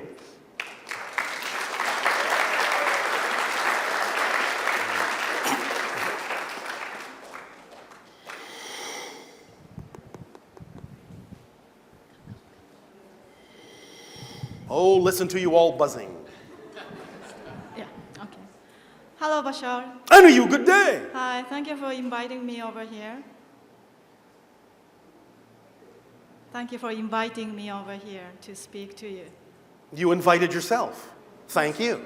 Well, here we go. I have a question. Yes. This is about my personal experience. Yes. What personal experience? It was about, I was 18. Yes. And then This did happen to you, yes? No, it was just 5 minutes. Is it something that happened to you? Yes, it was happening to me. All right, so what was it? It was, I was performing piano in Yes. front of people. I Yes. was overwhelmed, I was excited, and then also very nervous. Was my first recital. Oh, all right. How exciting. And then this piece I was playing, it was a short piece, 5 minutes. Yes. I felt the piece I was playing, I could see like the structure rather than Yes. the piece of music I have to spend Yes, 5 minutes. Yes. Then Does this it's- puzzle you? Yes, because I was very young, unexperienced. I wasn't so sure what was it. Well, does it puzzle you now? I'm guessing. You don't that- understand that every single one of you have the ability to get into a channeling state? It's a natural altered state. So was that the channeling you'd say? Because I was wondering. Everyone has the ability to get into a channeling state. It's a natural state that you get in when you're doing what you love to do, when you're going with the flow, when you're experiencing alignment, when you say you're in the zone, when you're experiencing peak performance. That's a channeling state. And when you get into that state, you have the ability to experience expanded sensory awareness. And you see things and experience things on a multitude of interdimensional levels. It's a natural result of expanding your awareness by being in the flow and in alignment with your true self. That's what you experienced. So you are saying I saw the higher dimension. Yes. Just that 5 minutes. This is the natural symptomatic result of the expansion of consciousness, and more of you, as you expand your consciousness, are going to find that your senses are capable of experiencing things that heretofore were invisible. You're going to start having senses that penetrate beyond space and time into other dimensions. This is one of the symptoms of transforming from third to fourth density. It's a natural thing that more of you are going to experience. Flexibility in space and time, malleability, things not being so solid, all sorts of synchronicity and magical, miraculous things appearing, energy, colors, structures you've never seen before, communication with other beings from other levels. These are all the natural results of expanding your consciousness in fourth density physical reality. So this is your way of knowing that when you were aligned in that energy, because you remember how that felt, yes? I still remember. Yes, all right. Well, understand this. This is very important. Pay attention. All you have to do, and here's the paradox, all you have to do is remember that experience and that feeling, and as soon as you remember it, you're automatically in the same state. And that's the state to come from in doing everything else in your life. That's your key vibrational state. Now, here's even more the paradox about this. Because remember, we have always said you cannot experience what you're not the vibration of first. So the idea of using the memory to get back in the state is actually backwards from what's happening. You actually have to be in the state to actually have the memory of having been there before. So as soon as you go, oh, I remember that, you don't have to do anything else to get back in that state. You're actually in the state the moment you have the memory, because you have to be in the state to have the memory of the state. Therefore, even though it may feel a little bit different than it did when you were actually in it before, it is the same state, but it's altered for who you are now and what you're experiencing now. But that's the state. That's your signature core frequency. So anything you do in life, in following your excitement, come from that state. Be in that state when you take action, and then things will be done very clearly and in alignment. I have a question. So you said I should... I didn't say you should do anything. Okay, so I would, if I would like to be there, just Yes. remember that and be Yes. in there. So what about this process to get there? I was very nervous. I was scared. Can I just skip that part and being there easily without being a little You too... can, Oh, okay, that's good. to a degree. That's good. To a degree. Let me put it this way.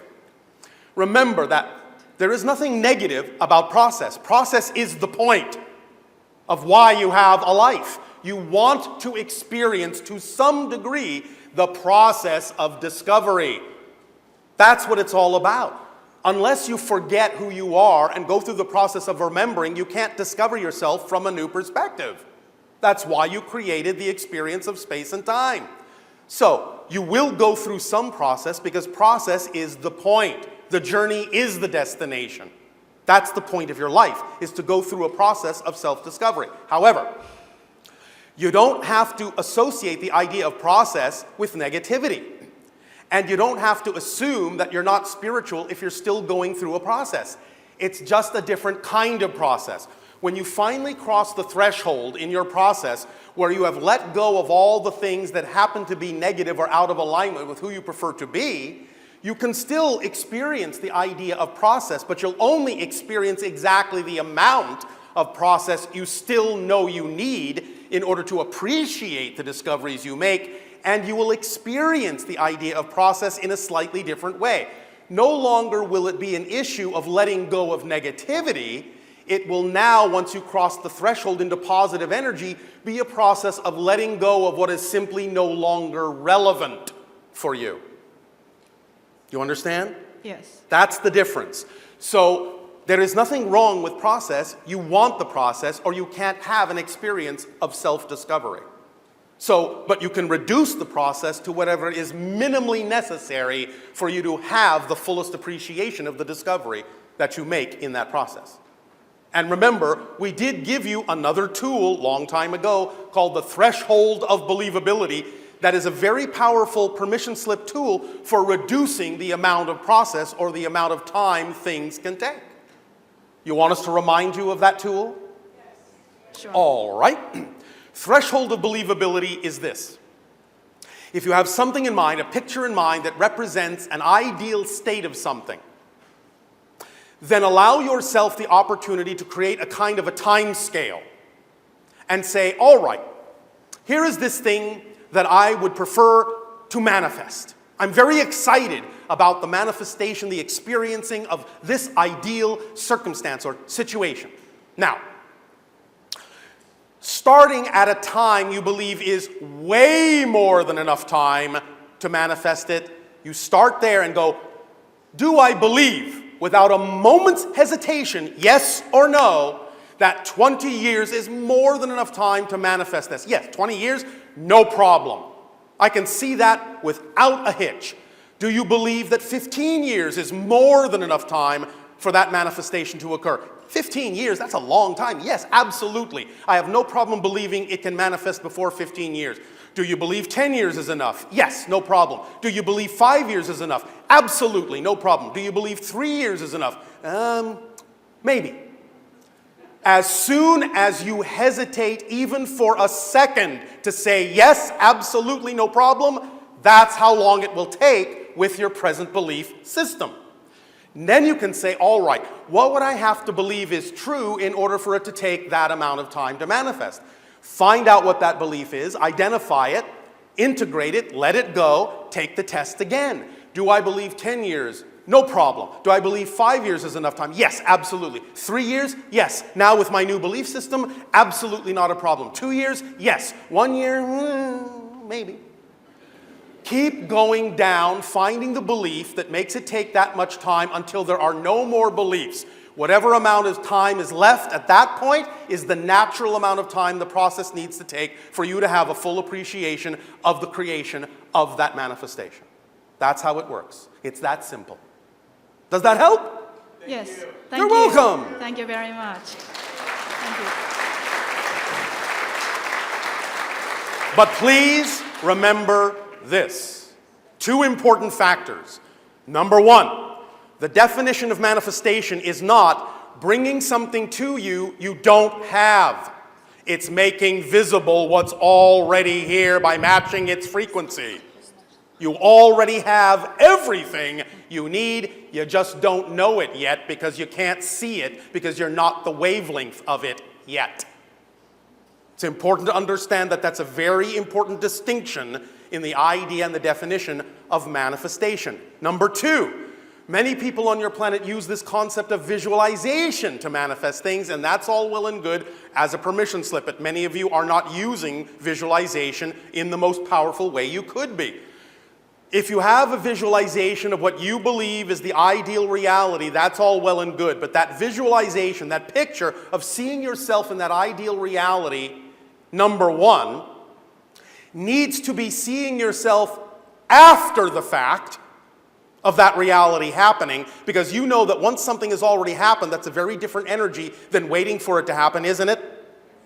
So have the energy that it's already happened, you're already living it, it's already there, and feel and see yourself in that visualization already living that, and feel how exciting that is to you. As soon as you reach the peak of excitement in seeing that visualization, utterly, totally, absolutely drop the picture. Don't insist on it looking anything like the picture. The only purpose for the picture that your physical mind created was to get you into the state of excitement that's equivalent to whatever the manifestation actually needs to be. Now, sometimes it might coincidentally look very similar to the picture you had, but more often than not, it will look nothing like it. In fact, it will actually look many times better than you imagine. So if you understand that that visualization is just a symbol of the reality, a symbol of the manifestation, and you just let the energy stand and drop the picture, then the higher mind can actually take that spot that you just created, that vacuum you just created, and fill it with the picture, with the reality, with the experience that actually is representative of the state of excitement that the picture helped you generate. That's how you use visualization. Because the idea is, and the reason this works, is because your physical mind has no idea how something actually might happen. It's not built to know how something might actually happen. And what it thinks of as the absolute pinnacle of existence from the higher mind's perspective might be just the beginning, and it can actually give you something many times greater than you were capable of imagining with the physical mind.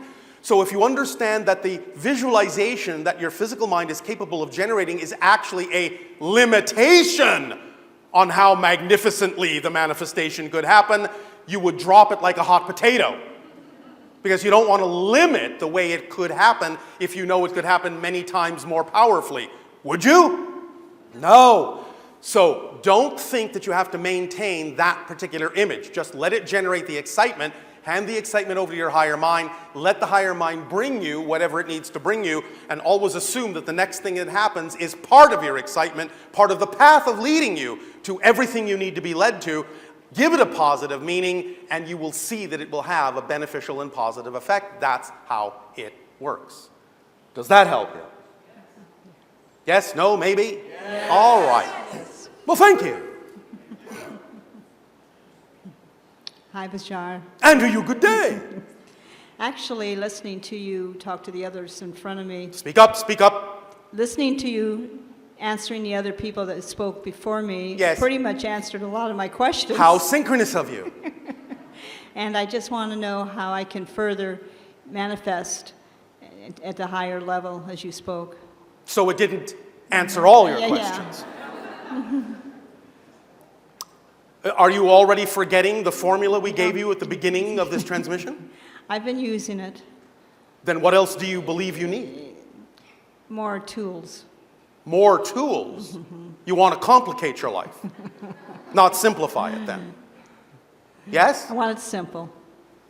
I beg your pardon? I want it simple. You want it simple. Then why are you asking for more tools?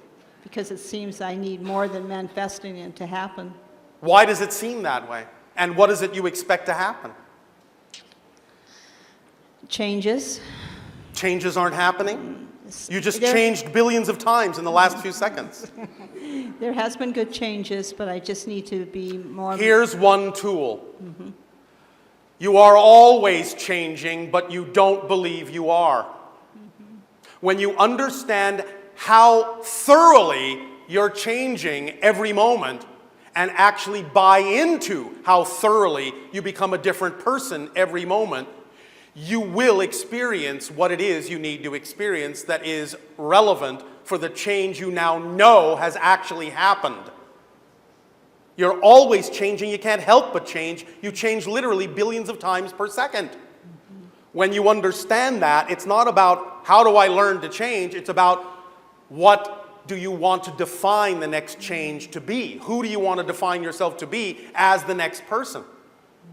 And you will have the reality of the person you define yourself to be at that moment. So you need to wrap your mind around the fact that you're actually always changing and you can't help yourself. So it's not about learning to change you or anything else. Everything changes all the time. It's about being in the frequency that is representative of the stream of changes you prefer to experience so that you only experience those. At the same time, please remember, are you paying attention? Yes. Are you sure? Yes. Listening very carefully? Yes. Are you sure? Yes. All right. At the same time, remember, all of you, the measure of change is not when the outside changes. The measure of change is that you respond differently to the outside, even if it still looks the same. That's how you prove you've actually changed.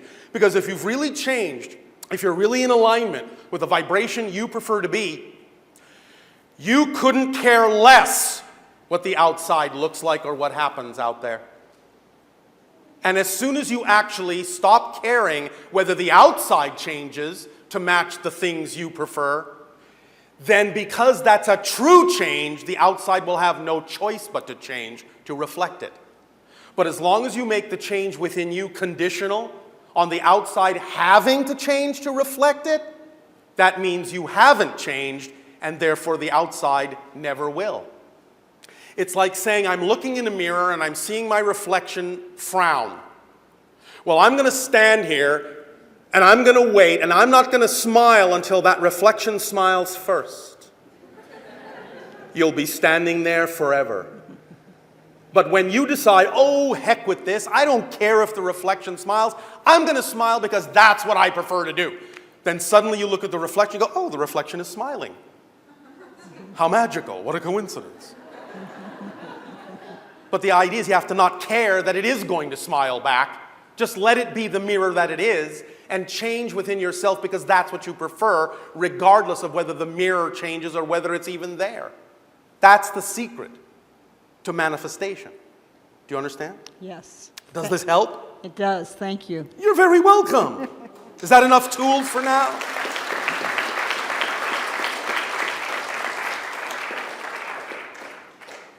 We're always happy to bog you down with more tools if you really want it. But it is our preference that you understand that you will gain more benefit by streamlining yourself and dropping the tools and just being your own permission slip and just giving yourself permission to be who you know you are. It's that simple. Hello, brother. And to you, good day. A little nervous. The whole ride over here, I was thinking to myself. You must speak up clearly. The whole ride over here, I was thinking to myself, man, I'm gonna get picked. What am I gonna ask? And the whole time is, what is my question? What is my question? And I got picked. And I'm like, yeah, okay. Well, then what's your question? Well, there really is no question. Exactly. And that's a good answer. And is it not more to your wish that you know the answers rather than getting lost in questions? Yes, exactly. Well, there you go. You got your answer. You Yes. have taken the little bent over question mark and you have straightened it out into an exclamation point. Yes. Remember, all of you, that any time you come up with a question, the only reason you can even conceive of that question is the answer must reside somewhere within you too. Or you've never been able to think of the question. Yes. Two sides of the same coin. Right. Answer, question, question, answer. Right. Yes, so, anything else you would like to share? Yes. Maybe you can guide me a little bit if my thinking is off. Maybe. But I was thinking, why you always say to follow your highest excitement and joy.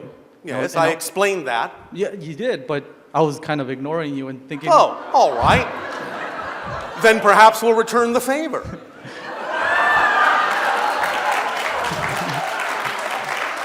Well, hopefully, because that's how I got my answer.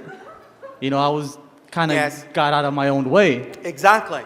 And I was thinking, well, that is, you're supposed to follow your, not supposed to, but It's the idea of recognizing your true vibration.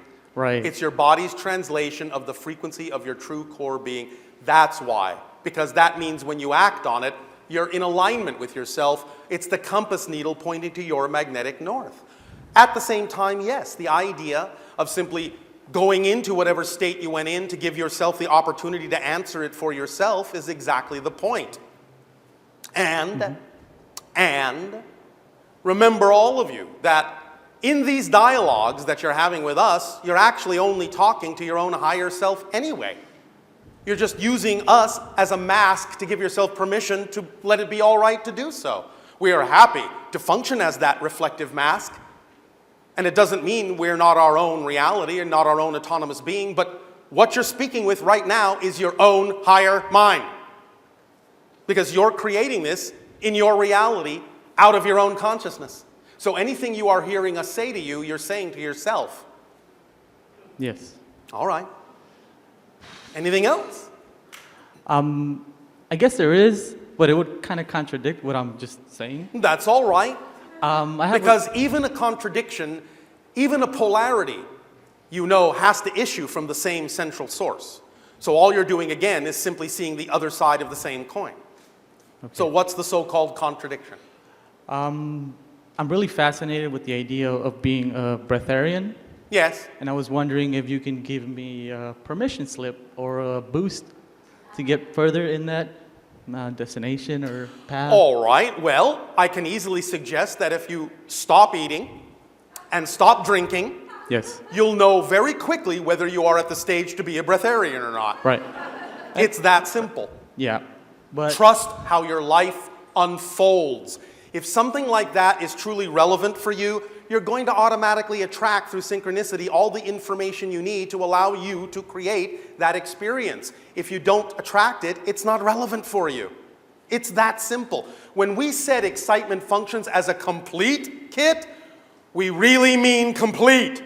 The definition of complete is it leaves nothing out that is relevant for you. So if being a breatharian is something that you're actually going to experience in this particular life, then just living your excitement to the best of your ability is going to bring that about somehow. If it doesn't bring it about, you didn't need it. It's that simple. Yes? Yes. All right. So it's up to you. It's like when people come and say, well, I think I'm done with this life. I think I ought to leave. Well, lie down on the floor, close your eyes, count to 10, say, I'm ready to leave. If you can open your eyes, you're not ready to leave. Because if you're really ready to leave, you would have left.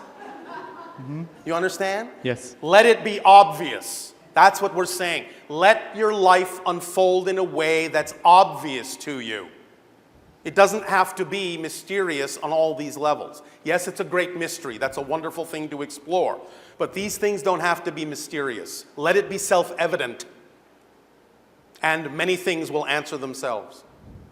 If you're attracted to the idea, you don't know why you're actually attracted to the idea of being a breatharian. Remember that just because something excites you, just because something lures you like a carrot in a certain direction, does not mean that thing itself has to come to fruition.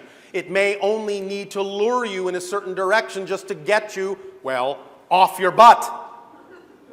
Many times excitement does that because it knows that's the thing that will get you to move. That's why it's so important to remember the third part of the formula. Act on your excitement to the best of your ability with zero assumption as to where it's going to lead or what's going to happen or what needs to come to fruition. Zero! Because you don't know why your excitement is attracting you. The thing, the form that the excitement comes in may not be the thing that actually has to come to fruition. It may just be the thing to get you to the next step. Yes. All right, so if you're attracted to the idea of being a breatharian, if that's true, if that's really the most exciting thing for you, then act on it to the best of your ability. But if you can act on it no further, then get about the business of acting on the next thing until such time as the synchronicity in your life, excitement being the organizing principle, remember, brings you more information in that direction and makes it clear that that's actually something you could physically do. But if it doesn't, then that wasn't the reason you got excited about it. Just follow the thread, and you'll find out why it needed to happen that way. Many times the excitement that appears in your life just appears that way because that's the way your belief system is structured. It needs to see that at that moment in order for you to move in that direction. And that's all there is to it sometimes. And that's enough. But that's how it works. Make sense? Makes a lot of sense. Does that help? Yes, I actually wanted just to hear somebody outside of myself All say right. Well, our suggestion would be to breathe easy. Yeah. And get on about your life. Thank you. Thank you.